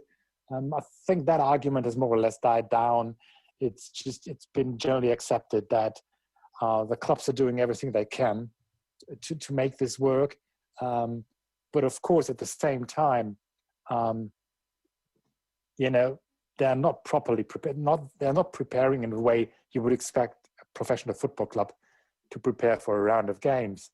And it's almost like coming from a very long summer break or whatever. And Freddy Bobic, the Eintracht Frankfurt director of football, he's already said that he expects some very strange results, because he thinks the teams are, they're not really match fit. They've had hardly any team training. So he said, we shouldn't be surprised if games finish 5-5 or whatever, 5-5. Which is another thing. Of course, everybody's looking forward now in a sort of I don't know, maybe like watching an accident. I don't know. It's how are these players? How will they perform on the pitch? And there were all these, apart from all these, training rules and social distancing and testing or whatever. There's also all these little recommendations about, just be careful when you're celebrating a goal, don't hug too much or whatever, and don't. It's going to be very, very bizarre, I presume. At the same time, we're also looking forward to it because we know that all eyes are on the Bundesliga now. It's a huge, and everybody's. It's a huge opportunity for the league. It's certainly in the spotlight, and I think everybody's delighted to have the opportunity to actually watch a bit of Bundesliga football this weekend. Just one thing before we actually get into the football. You mentioned there about the public view of football clubs buying up a lot of tests, and you say how that view has changed a little bit over the last couple of weeks. I wonder if the mood has changed a good bit in Germany to the point where the idea of what complacency might bring is actually seeping in, because Christian Drosten, the German scientist, has been in the media over here a bit, and certainly in the UK media, actually. He's done a few interviews, and he was talking about the whole prevention paradox situation that potentially might exist in Germany. Of course, when you into the second week of lockdown restrictions being eased. But I wonder if there is just a general caution around the whole country over there at the moment, Uli, about what would happen with complacency and the fear of a spike in positive cases of the coronavirus.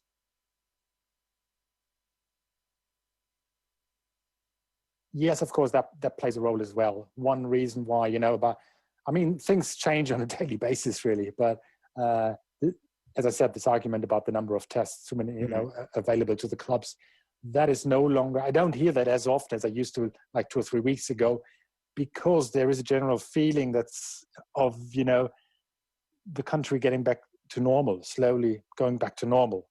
The restaurants will open on Friday again. So even, before the football, shops are open, the hairdressers opened. So there is a general feeling of we're slowly getting back to normal, and so that argument against football being too quick, that has slowly receded. That's no longer in the foreground. It's certainly going to be It's more like now. It's more like about very. Yeah, I think basically speaking, I think a couple of weeks ago it was about about principles, about general considerations. Right now, it's more about right now, people have begun to understand that there are hundreds, if not thousands, of very practical questions, that the league will maybe not be able to really handle, They've got to play an awful lot of games in a short period of time, according to their own schedule. And I think there's quite a few people now who think that probably they're not going to finish the season. I think quite a few people think that the plan is probably not going to work the way the league wants it to work. It's also, we haven't even talked about that, but another huge problem is everything below the top 2 divisions. The third level, which is the professional league as well in Germany, there's more or less total chaos there. Also because the federal state have different laws, different regulations. Some of those clubs in the third division, they have said they do not want to finish the season because if they follow the plan as laid out by the Bundesliga, they would go bankrupt. Which is the bizarre situation. The Bundesliga is doing this to not get bankrupt, to get the television money. And a lot of clubs in the third division say, if we follow those rules, which means we have all those tests, which are costing a lot of money, then this is going to be our financial ruin. So it's difficult. I mean, nobody really knows anything. It's we just have to see and wait what happens on the weekend. Yeah. What is giving you the greatest cause for concern in terms of the Bundesliga season not concluding? Is it because if there is one positive test of a player who has just played a game, it almost takes 2 teams away with him, or what's informing your caution at the moment? Yeah, that's personally my. I mean, we've just had, as I said, we've just had one case at Dynamo Dresden, and it means, and that, of course, that's immediately snowballs. And then again, the league was very, when the league dropped this plan, they were very adamant that they wanted the season to be over by the end of June. Now they're already saying that, we might play into July, The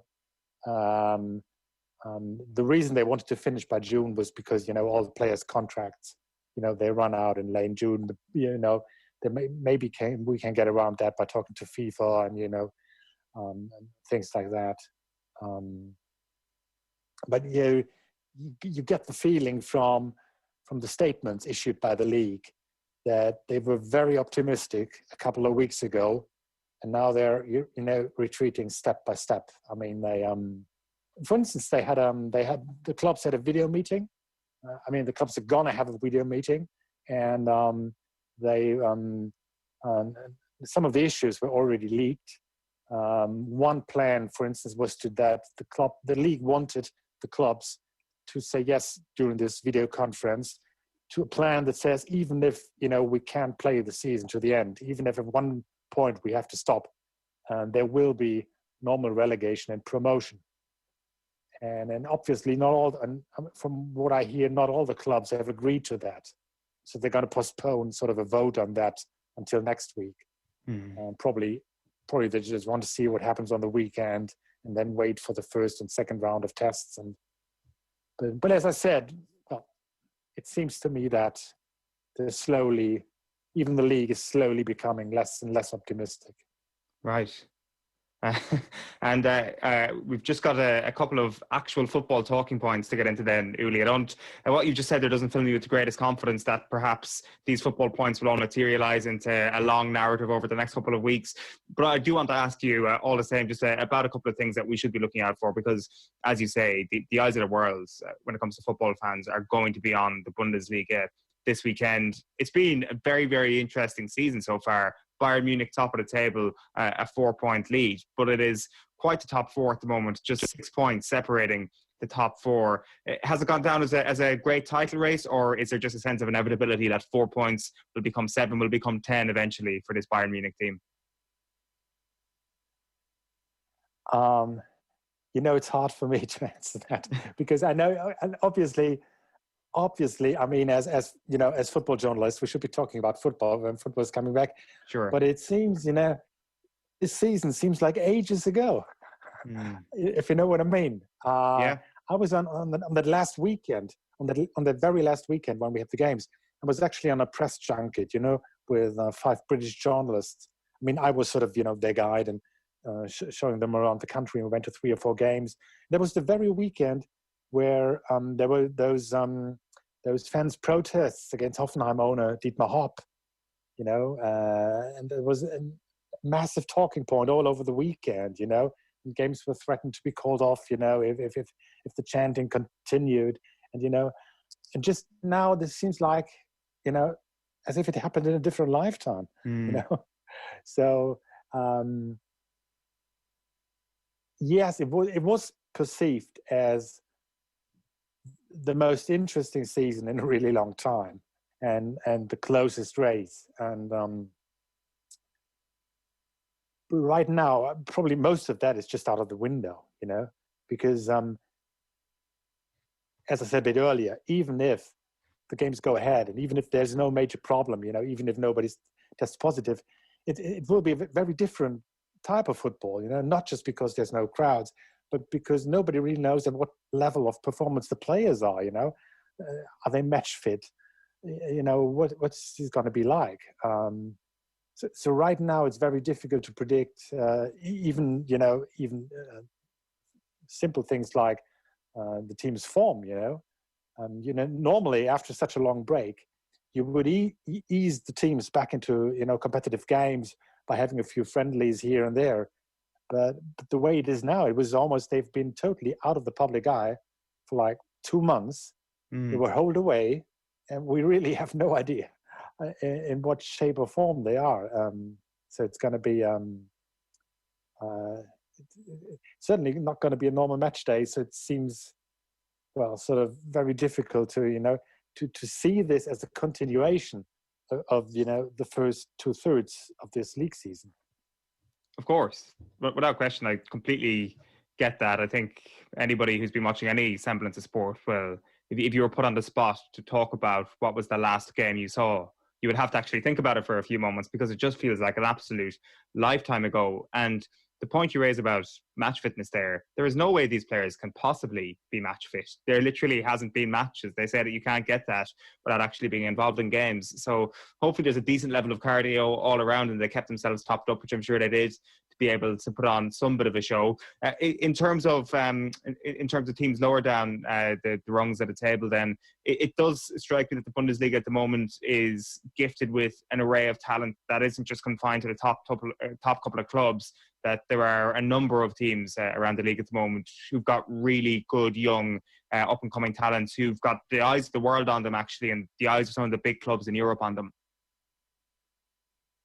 Yes, yes, absolutely. There's then again, which is another, well, it's a side aspect, of course, but another aspect of this strange situation we're finding ourselves in is that a couple of weeks ago, we probably would have been talking about, whether Jadon Sancho, is he going to join United or City or whatever, and for how much money, is he going to break the transfer record?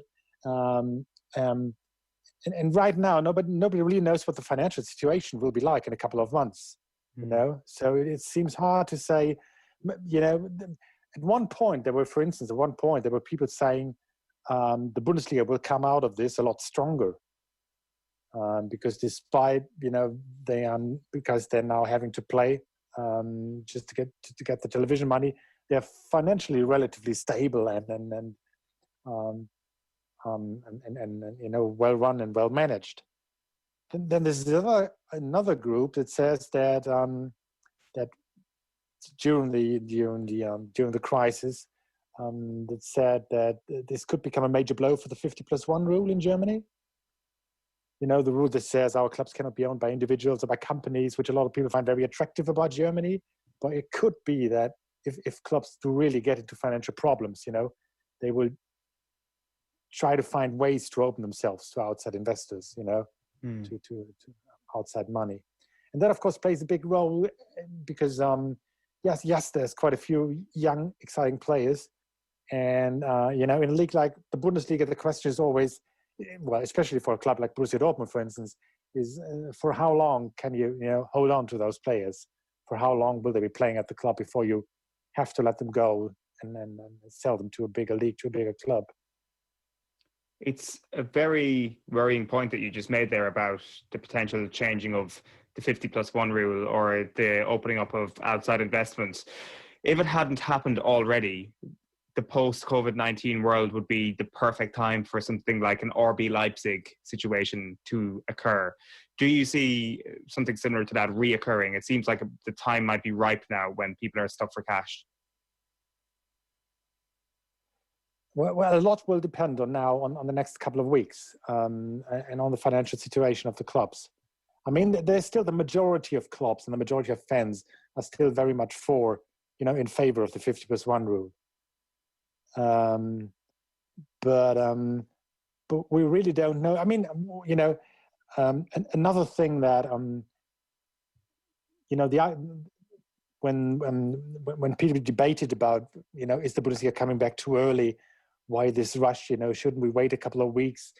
The league was quite open in saying that, listen, if we wait too long, there will be no more Bundesliga as you know it, because quite a few clubs will go under, and that of course is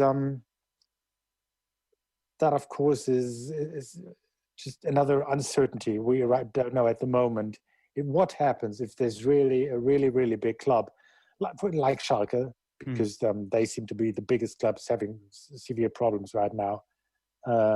what if a club like Schalke really needs, outside money to survive, not just to, to become competitive and to buy players, but to actually survive. That could actually change the playing field. Yeah, God, but it's also because we are, another reason is we are now in a situation where this happens in every walk of life right now. There are so many things that you took for granted, and you said, well, that's probably not going to change. I don't know. No planes, flying above our heads. Which would have seemed unthinkable like 2 months ago. But then it turns out, well, all it takes is a couple of rules and a couple of regulations to make this happen. And the same with football now. We've got all these things about, we've moved entire tournaments into the next season. We will probably have to change, the rules regarding the players' contracts, So, and I think if it sinks in that it's really, really easy to change all these things, then maybe a couple of clubs will come forth and say that, well, if we can do all that, we can surely change the 50+1 rule. So this is a concern. It sounds like it. You've raised a lot of very real possibilities of things that might happen over the next couple of weeks, Uli. It's not the most positive picture, but it's good to hear it anyway. I think a lot of people, though, are excited for Bundesliga football this weekend. Fingers crossed, nothing does go wrong, and hopefully we'll get to enjoy the league for the next couple of weeks, and hopefully it does manage to reach its conclusion. You've been great with your time, Uli. Great having you back on the show. Thanks a million for taking the call. Thank you. It's been my pleasure, and stay healthy. OTB AM. This is OTB Sports Radio. Looking for a football show with a bit of a twist? So I know the likes of Griezmann's big into his fashion. You wanted a lot. One question he actually asked me was, could he make his studs light up when he runs? Team 33, the football magazine show for the football purists. Yeah, the Nike Mercurials from 1998. If you just show that boot to an entire generation of people, and they just get instantly nostalgic and remember everything from that era. The very best interviews with the cult heroes of the past, and a look at the cultural side of football. Team 33, live at 9 p.m. every Friday on OTB Sports Radio. OTB AM.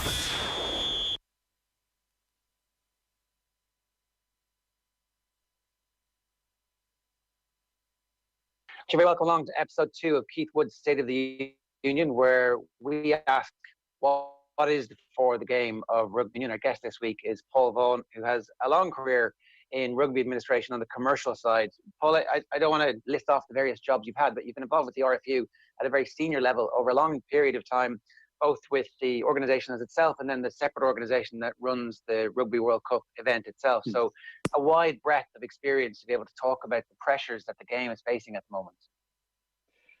Yes, absolutely. And before that, I've only ever worked in beer and sport, really, Ger. So that's a good start.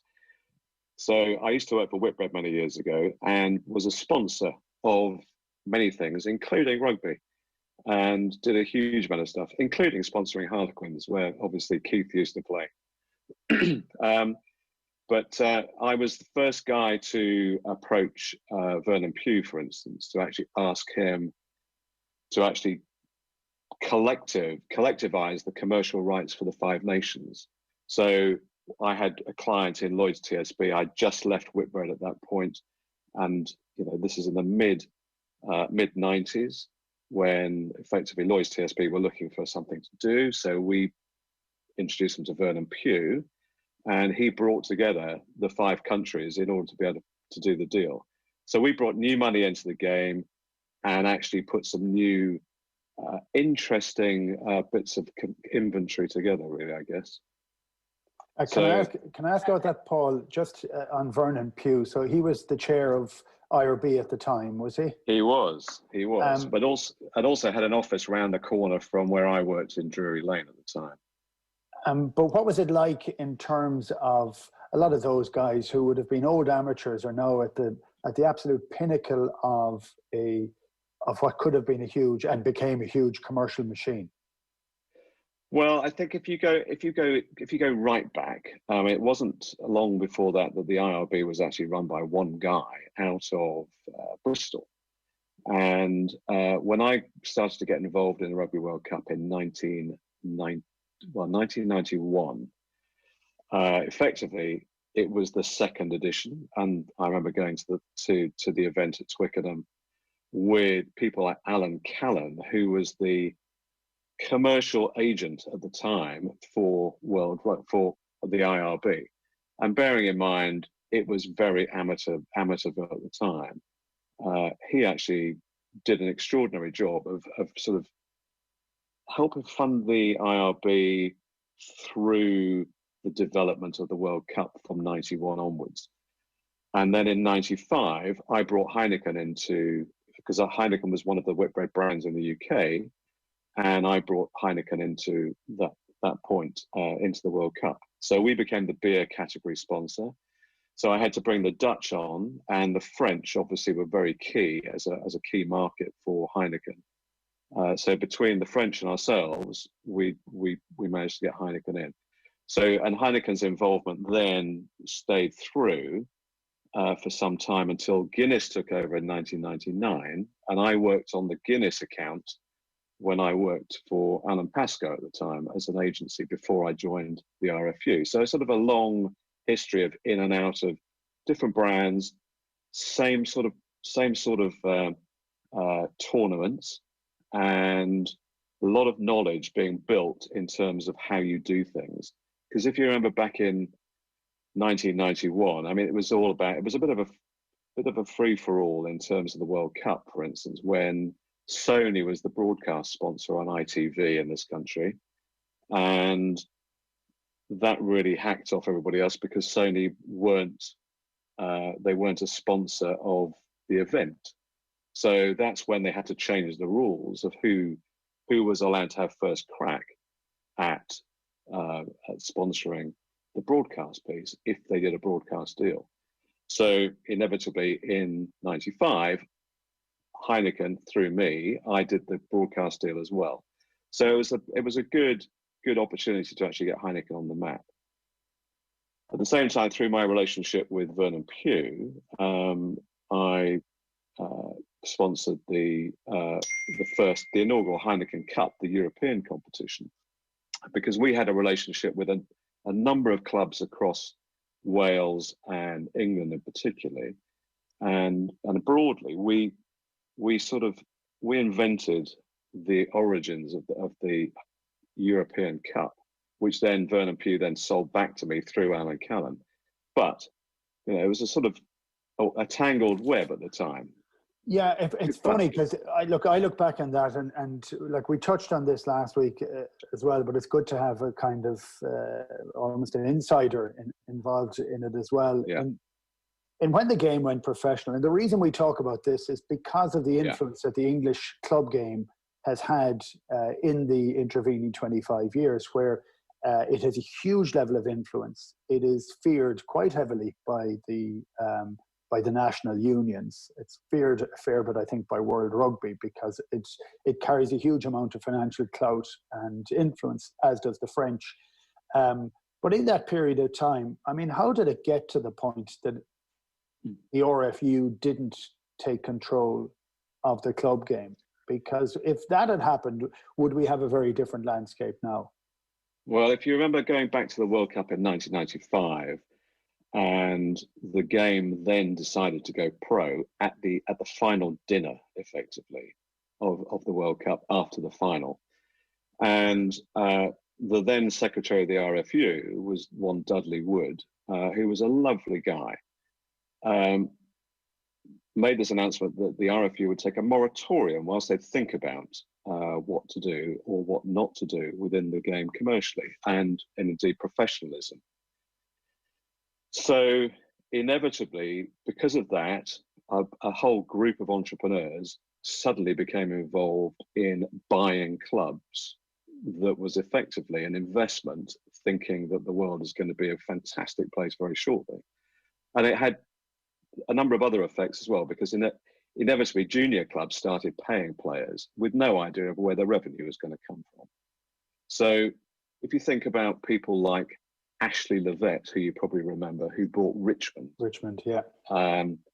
And he suddenly decided that it wasn't going to give him a great return on investment and then pulled out. And then the club collapsed effectively back down to level 6 or 7 or wherever the RFU put them at the time. They struggled their way back, and they're now in level 2. And their ambition now is to be the best amateur club possible. And they are a community club and know where their revenues are, and actually are a very well managed club because they basically reset themselves into something that they know is affordable.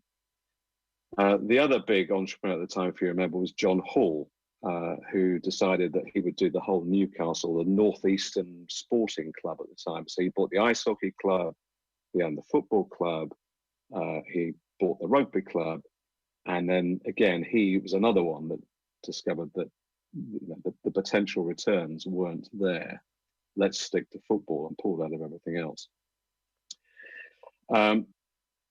So in the early days, you had this sort of rush of let's throw money at the problem, and the difficulty that the RFU had at that point was a complete lack of control, because effectively the RFU was being run at the time by some very well-meaning people who had very little experience of professional sport. Because effectively what the RFU had done for the previous 100 years is to run a Victorian amateur game. And there's this massive pyramid, and there's a very few clubs at the top, which is effectively is the Premiership now, which is 12. And out of 2,000 clubs, so 99.9% are amateur of what is run.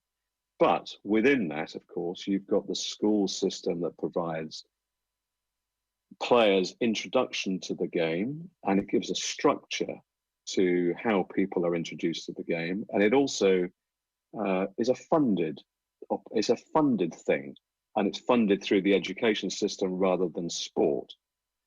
Now, this is an area where potentially you should come back to it at some point, which is about where does sport, education, and health all join together, and where are the budgets? They're all completely separated in government terms, but in reality, they should probably work better together. And at the moment, they're probably very fragmented.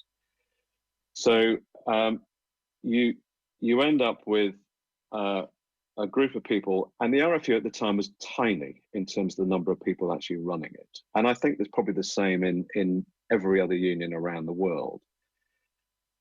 As professionalism drove the differences between you would remember the amateur times and amateur players suddenly becoming professional and playing and representing your country, and suddenly it was a whole, well, who's going to pay us, and where's the money coming from, and who's going to release who for training or touring, or what are the Lions going to do, and all of this sort of stuff that's just massive questions and quite difficult for a group of people who had no experience of running professional sport. I remember actually even at the start of professionalism, sorry, Ger, we've left you out of the loop here, but I remember joining Quins, and Dick Best, who had been he'd been an England coach and assistant Lions coach, and Bestie's view was very simple. We now have you, we can train you 8 hours a day. Like that lasted 2 weeks until everybody fell apart, and then it suddenly became a little bit more organized again. And like, it was funny because there was a huge amount of nervousness over the commerciality of the game, because we thought that we would, even when I was over in Quins, that we would still be able to work. And for the first season, we trained a lot in the evening time to cater for the guys who had worked. So Will Carling was working in the city, Jim Staples, Alex Snow. There was a load of guys that were still working in the city. And we tried to see whether we could juggle both. And after 3 or 4 months, we knew that wasn't sustainable at all. Sorry, Ger, I can see you looking to ask a question in there. No, it's fascinating stuff. I think from my understanding of what happened in all of the unions, it's fairly similar, that a small bunch of people who have come from committees, essentially, which are how do we make sure the team shows up on the day it's supposed to do it? How do we make sure that if there's a disciplinary issue at some club, it gets sorted out? How do we make sure there are enough coaches coming through? All of a sudden are responsible for the commercial arrangements of thousands of players and the biggest tournaments that the game has to offer. And there is money on offer from broadcast and sponsors because they see the opportunity to invest behind this and make money off it too. And I can see why there would be pressure. I wonder how quickly we got to a point where the unions understood that they didn't have the wherewithal to run the situation. I'm not sure that's the case, that they actually think they don't have the wherewithal, which does suggest that they do think they do have the wherewithal. So therefore, do they have the right wherewithal? That's the issue, and also the conflict between running effectively the governance of the sport, plus the national sides, which effectively are the owned teams of the union. So all those representative sides and the pathways through the coaching development, the referees, the governments, the disciplinary piece, all of that, and the commercial piece. You need the commercial bit to make the playing piece work at an international level. You also need to reinvest into the grassroots game in order to be able to keep the pipeline of players coming through. But also, what you also have to realise is that the broad amateur playing base is predominantly your audience, and your audience is where all revenues stem from. Because whether that's through TV or ticketing or merchandise or licensing or whatever, it's all connected. And then I say rarely is the wrong word. And then you get people coming in from the outside who have never played the game before, but they've probably got some sort of connection with it in some form or another and enjoy watching it. And that's the new audience that everybody's trying to drive in at the moment and say, that's where we're going to get that's where the future revenues are. Because TV companies only pay if they can get a return on investment. Investors only pay if they can get a return on investment. So CVC, who have now bought into various tournaments or leagues, they're looking for a return on investment, and they will be looking to make sure that things improve to become profitable. Because otherwise, why would they have done it in the first place? They don't do it for nothing. Paul, does that become a huge issue? I think that's a very interesting idea of it, because we'd often see, it's rare that it gets kind of filtered down to the fact that the straight supporters fund everything. We always think that it's a much wider idea than it is. And I know that when Sky took over some of the rights originally in England, that the actual numbers that were subscribing to Sky for rugby were so small as to almost affect some of the commerciality of the sponsors within it, because they said, well, there's actually only 250,000 people watching rugby. Yeah. And really, you keep saying it's an awful lot more because, and I remember going through it on one particular time for Lions having from Sky having the Lions tour, and their biggest ever number was 1.5 million.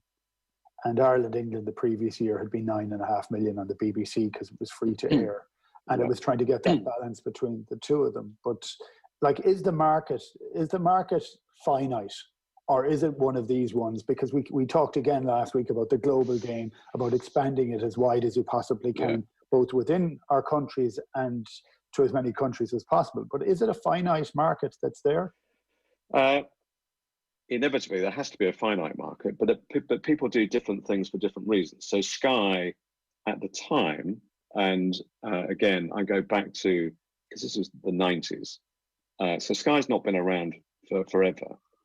And prior to that, effectively, the only people that would be able to offer you anything at all financially would have been the BBC or ITV in this market.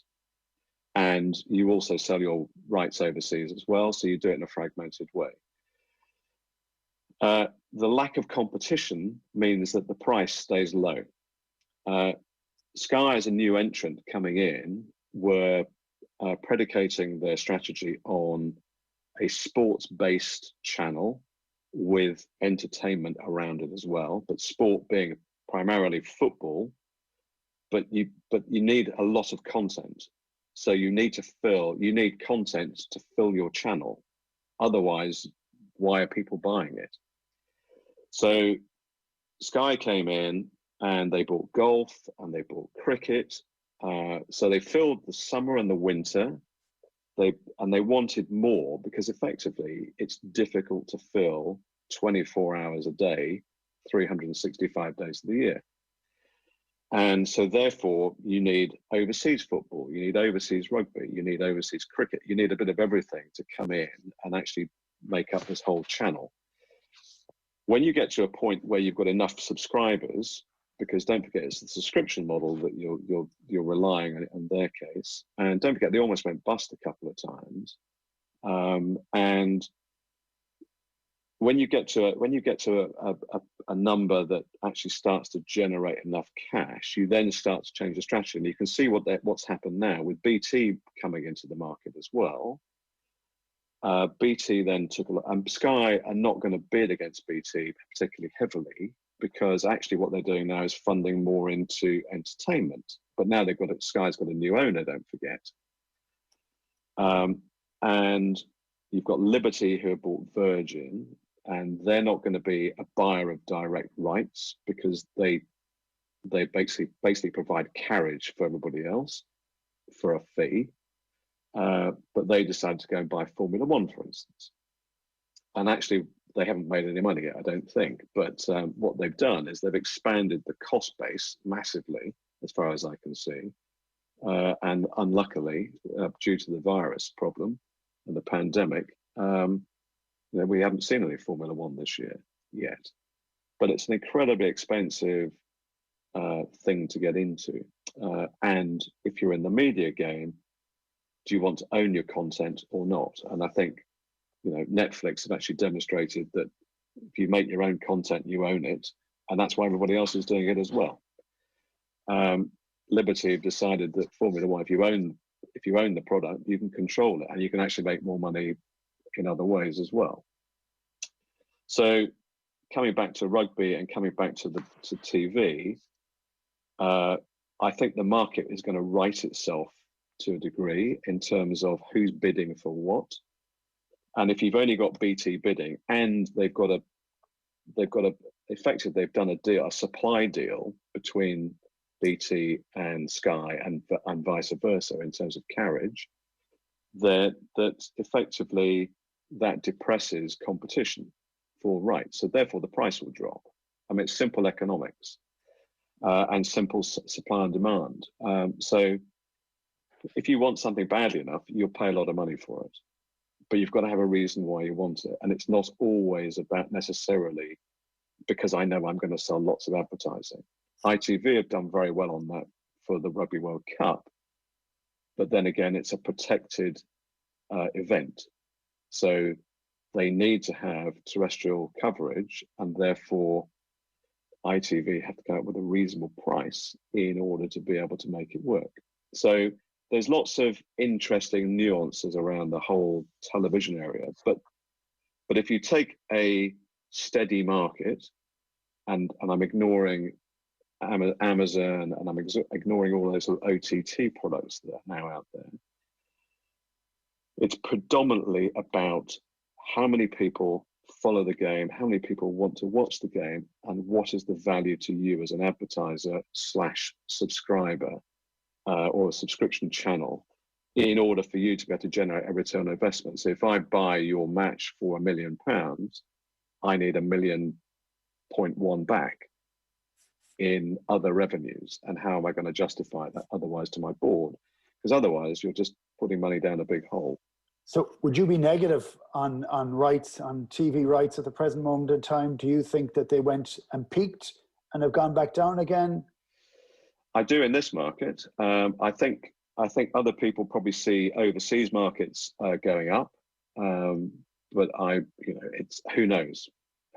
It depends on the quality of the product you're actually selling. Because the other thing I'm a great believer in is less is more.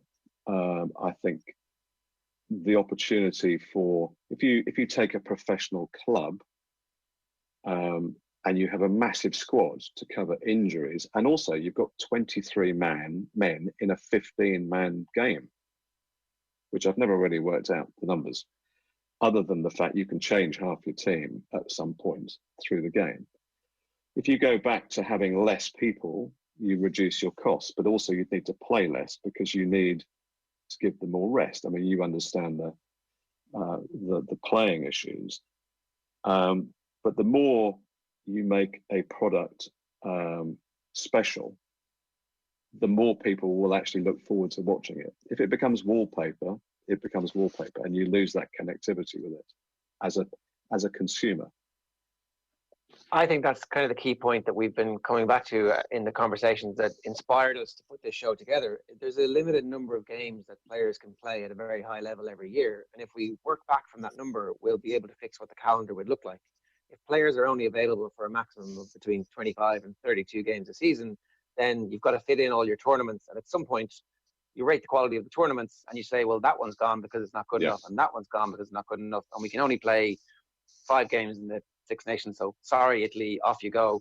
And suddenly the games become far bigger events, and this is exclusively at the elite professional level. And I suppose they're the conversations that we're trying to understand what the tectonic plates preventing that or forcing us towards that are.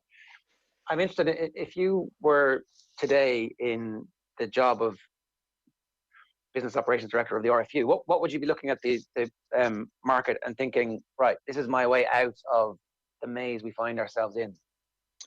Well, I mean, I think that if you look at what's happened in New Zealand this week or last week, when they've just let go of half their people in the union. I mean, I think they had about 106. They've released about 80 people now.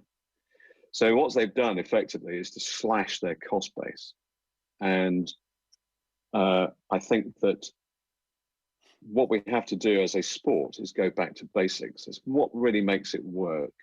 Why do people play it? And they play it. So if you take it from the basics of, you play it, you start playing it because it's part of your school thing, and you get introduced to it, and you carry on playing it because you enjoy it, and it's social, and you know it's all about those sort of things. And why do you continue to do it? Why do you continue to follow it? Because actually you've got a big connection with it. So what you need to do, I think, is about how do you bring people into the sport? How do you keep them in the sport, but from the right point of view? If you're relying on people dipping in and out at some point later in their life, so you've played football and you're coming in at the age of 30, you might stay because you might fall in love with the game, but you might not, and that's more. There's more risk with that group. When certain football clubs become more fashionable than others. I mean, there was a thing where effectively football's moved very much more upmarket in this country. So if you take Chelsea, for instance, if you were, part of your thing, part of your social scene was, I'm going to join Chelsea as a season ticket holder because that's what we do. They don't have that depth of involvement with the sport necessarily, but they might become deeper as you go along. Whereas the working class Newcastle fan has been priced out, and that's really sad, I think. So, it's about how do you keep people involved. Manchester United have done very well by not increasing their pricing to a level where it's unaffordable. Whereas some of the London clubs, because they're fashionable, probably have overpriced it and are blocking out the ability for people who don't earn very much to be able to go to a game. If we can ever go to a game again, of course. Paul, if we were looking back to, as you said, less is more. If we were looking back, is there a place that common ground could be found between the Premiership clubs and the RFU? Because they have, I was 8 years in Harlequins, and in every year of that 8 years there was a potential schism from it. I mean, no, it was at the start, and you expect there to be a huge amount of difficulty. And we talked about some of the people that were in the RFU that were well-meaning, had been involved in rugby for 30, 40, 50 years. Some of those guys were amazing administrators, and some of them may not have been, quite as simply. And I remember looking at a legal document with my lawyers and finding out that I was the only player to have actually got a lawyer to look over the contract. And the whole contract was done by a conveyancing lawyer. It wasn't done by a contract, and it was all over the place. It really was. It was contradictory. You couldn't sign it. And I was the only one actually who had got a lawyer to look it over, because there was a lot of blame comes from our side too. But if you look at the way they are, there was an enmity between the two, partly because of the RFU taking a little bit of a break before they'd figure out what they were going to do. The clubs took their opportunity. They've been almost at each other's throat ever since. Yeah. Is there a place where they could find a sustainable, viable commercial model between the two? Is that on the table anywhere? Is it on the table? I don't know, but I mean, there is a sustainable way of doing it, but you have to make major changes in terms of the way in which you operate, I think. And this just comes back to the question of how many people are within the union, and it doesn't matter what the union is, that understand the game and understand how the commercial aspects of that work. And what do you do with the funds once you've got them? Because at the end of the day, you've got effectively limited sources of funds, which are effectively, we've talked about already, which are effectively, you can either do it through debt or equity, or just general revenues. So your general revenues are television, ticketing, blah, blah, blah, and you just keep going down that route. And it's a matter of then of what do you do with that cash and how do you make it work for the sport in general? But everybody has to buy into it. And effectively, the lifeblood of the game is the amateur game. So you have to keep that funded somehow. But you also have to use those funds in a way that's effective. And equally, in the professional game, where everybody starts to get worried about it, is very much if we give the professional clubs more cash, what do they do with it? They just pay their people more. That's the sort of normal thought process of what you should do with it. If you have a salary cap, stick to the salary cap. Don't try and be clever and actually go outside the salary cap. Keep within it. Otherwise, it's not going to work. So if you take the NFL, which is one of everybody's favorite sort of comparator, it's 16 matches plus preseason and playoffs. So it's a very limited series of games where you've got absolute focus for your audience for a short period of time, and they know that's it. It goes against the grain of the American thing of, baseball, they'll play 162 games a year or whatever it is. The other thing they've got, of course, within American sport is the salary cap, but it's a very open book system there.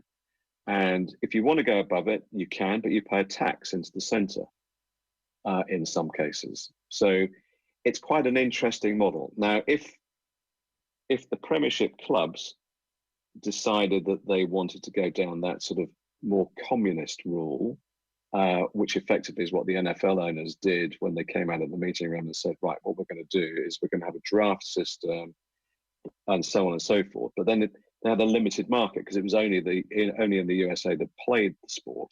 So therefore, you're not trying to drag in people from overseas at some vast amount of money because they are star players and marquee players sitting outside of the salary cap. So, but if you have a salary cap, stick to the salary cap.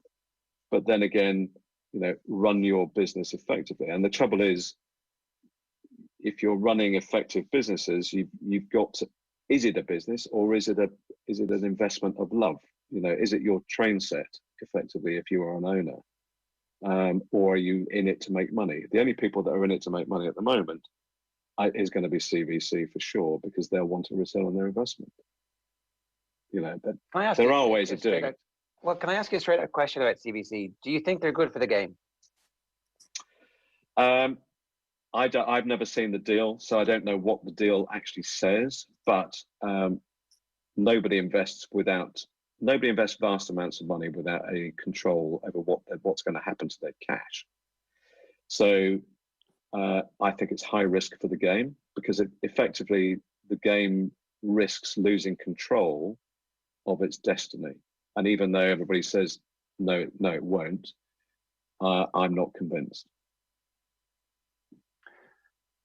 I suppose one of the counterbalance to a lot of the commentary around CBC is that your description of the union was perfect earlier on, and I suspect it was replicated, as I said, across all the unions. So if an outsider comes in and somehow knocks heads together and says, we now own a bit of the Lions Tour, we own a bit of all the leagues, and we own a bit of the Six Nations, I want them all to be properly scheduled, and this is your new schedule, lads, away you go. That might be good for the game. Yeah, I mean, that's called financial control. But you know, what it does do is it takes away the history. That's the issue. And then what happens to it when CBC get bored with it or sell it on to somebody else? Because it's now worth a lot of money. So Bernie Ecclestone built F1, sells it to Liberty, and what are they going to do with it next? Who are they going to sell it to? You know, and it's about thinking about the lifespan of a product is very different to the lifespan of a social enterprise, which is really what a lot of sport is.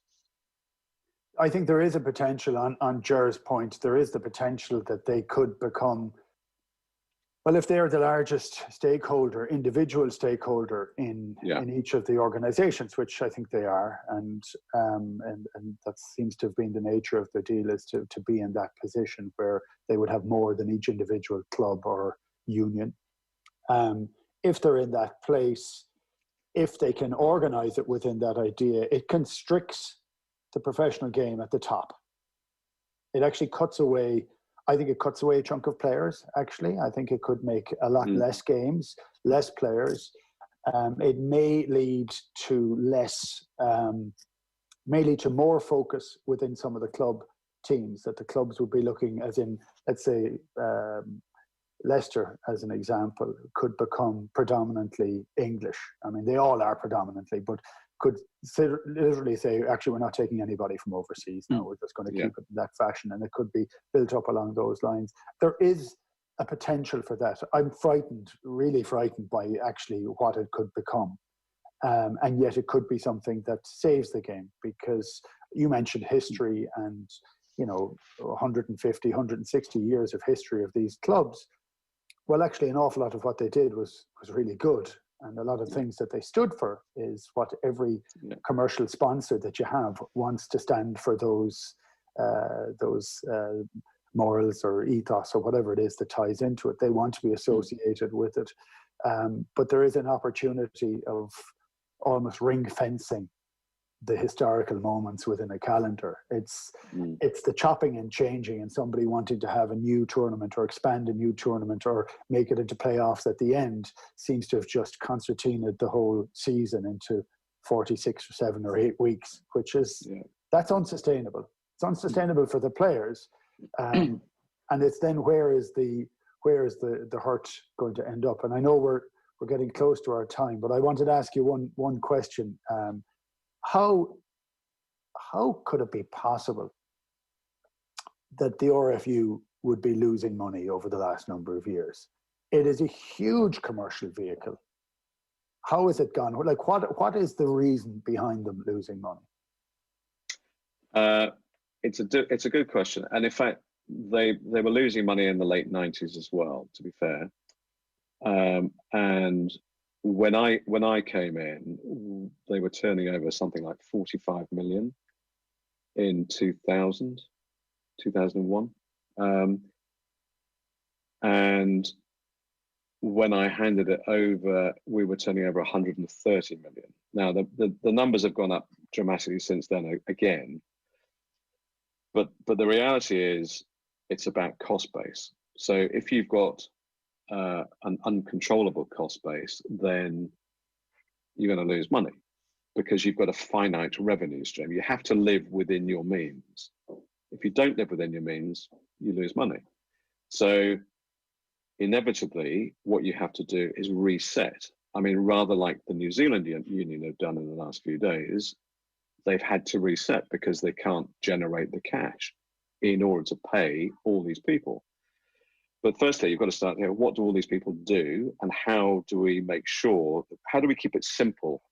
So if the bulk of the money is going on the amateur game, which I'm not sure it is, then how do you invest? Where do you get your money back from? What do you get back from the investment? So the governing body is responsible for the whole game, and its ethos really is to try and grow the game at all times.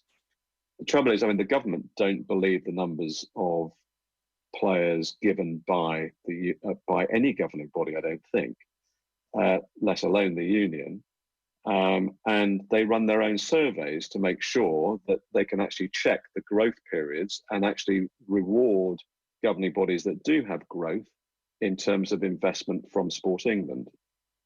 So on that basis, how is it that the unions can't or don't understand how many players they've really got? And the only good examples I can give of that are the things like the Canadians. You have to register to play because that's your insurance thing. And because of that, you know how many players you've got, at all levels throughout the game. When the women's game really got going here, the one thing they really had that was stunningly good was, albeit from a small base of 20-odd thousand players back in the day, they had absolute knowledge of who these people were and how to talk to them. So they could actually talk directly to the players and not have the gatekeepers of the clubs who were very, very reticent about access to their players, effectively. But that causes all sorts of issues. So effectively, you need to have control of the whole game. If you've got control of the whole game, you are then able to simplify the way in which you run it, I think. And you effectively let the clubs run their own piece of the game. You make it easier for them by cutting a travel cost. I love the idea from Ian McGeechan that said, why not just go back to regional competition rather than national leagues all the time, because the travel costs are just a massive diversion of cash. And if sociability and enjoyment is what the game's about, then actually you're going to get more of that if you keep it local. So how do you make sure that you help people play the game well? So you take away red tape, you take away all that sort of baggage that unions and governing bodies, any governing body tends to put onto the junior game. Take it away. And if you've got less of that, you need less people at the centre. And it's all very well talking about we've invested X amount of money in this scheme. And you go, well, what's the result? And the net effect on growth of playing level of the players within the whole game is probably negligible. And that's the issue. You've got this limited amount of people who play the game professionally, and you've got some superstars in there, but you've got an awful lot of people who are probably journeyman pros, whose salaries have gone way up as everybody else's has gone up. And that's good for them and good for their agents, bad for the clubs, effectively, because all you've done is drive the price up of the same product that you were paying less for last week. So, you've got to be able to manage how you do that. And it takes tough negotiation. Yeah, that all seems pretty intractable, to be honest. There are so many vested interests who actually can't work together at the moment. Is there an opportunity in this crisis? This is my last question, Paul. Is there an opportunity in this crisis to get everybody around the table and to negotiate those hard negotiations, to come out the other side with a shared vision for what rugby should look like? I think the opportunity is there, Joe, to do it. I think that whether it will happen or not, my answer would probably be no, because as you've said, there's too many vested interests. There's too many people who want to effectively retain the status quo, and they're very comfortable and happy doing what they're doing. But I think there could be an awful lot of, there's a lot of opportunity to change. And at the end of the day, I have a great love of the grassroots game as well as the pro game, and the grassroots game has to survive longer term, because if it's not helped properly, it's going to wither on the vine. Keith, I know that's a big concern of yours, and actually that's kind of one of the fundamental issues we have with the sport at the moment. Yeah, it is. I was kind of leaving that just hang in the air there. There was a Pinteresque pause, just because it's a kind of damning thought that we could lose the amateur side of the game. And look, I've always felt privileged that I played, that I went to a rugby school, that I played in the amateur and professional time. I got to see both sides of it. But I can tell you now that when you talk to any rugby supporter, it's exactly as Paul said, that an awful lot of them have played, and they'll all say, well, I didn't play at your level. But that never mattered, because it was the link of the fact we're all experts. We are all experts. We're all Egypts at the same time, and we all kind of threw ourselves around with willful abandon. And there is something incredibly. Look, we talk about the camaraderie, and you talked about what are the parts that people like. They like the emotional side of it. They like the fact that it's very difficult. They like the fact that it's a game for all shapes and sizes, and they like the fact that that it is so unbelievably tough on the field. And they like the fact that there's handshakes and hugs afterwards, and that there's great friendships that are made from it. So, look, we can't miss it. We can't let the amateur game fall by the wayside. But it is a point of how do you again ring fence monies in this instance to make certain that the amateur game is run incredibly well, incredibly efficiently. And for me, it's whether that reset button now looks at the system that we have. And tidies it up a bit more, Paul, Yeah, I mean, I think it's back to basics, really. I mean, if you think about it, when I started playing, and when I left school, you ended up doing this, you paid to play. And you enjoyed paying for the privilege of being part of your team, effectively. So if you've got this cooperative system of funding that didn't require external funds being pumped in, because your cost level was very low. If you keep your cost level, because what do you need? You need kit. If you've got a clubhouse, you're lucky, but you can generate some funds out of that. And the slightly ancillary bit, and a bit of help from the local chairman, and et cetera. But the membership generally ends up paying. So you have a fundraiser once a year, and we've all done that. We've all had to go and do stuff and raise money. As soon as you start paying people who have got no chance of ever attracting anybody through the door to pay money, there's no point. I mean, you're going the wrong way. So you've got to stop players being paid at that level. But you also have, at the same time, make sure you collect as much cash as you can. I mean, I'm involved in a thing called Slate app, which is effectively helps junior clubs collect cash. And it does it on a phone because nobody carries cash anymore. And this crisis, this coronavirus, will actually thrust more people that way, because nobody will want to actually touch money anymore. So it's all going to be by app or however we do it. But we've done very well. We know that in football, for instance, only 60% of junior players pay their subs. So the other 40% don't pay. And that's a massive amount of money. Where does it all go? So I'll pay you next week. You've got to find a system that actually helps clubs to collect the money that's owed in order to actually help them survive. And survival is really the name of the game, I think, in a lot of places now. Across all levels. Across all levels. And it's, the fact that at the moment that professional rugby has absolutely zero income coming in at all is a massive worry. And it's really got to make sure that it plans for how do you do that? How do you financially survive the crisis, as it were? How long is it going to go on for? We don't know. I hope we've raised some other questions as well as that. Paul, you've been great with your time. It's been fascinating listening to you. Thanks a million for being this week's guest on Keith Wood's State of the Union. You're welcome. Thanks, Jer. Thanks, Keith. Yeah, cheers, Paul. Great seeing you again, and we'll catch up very soon. OTB AM. This is OTB Sports Radio.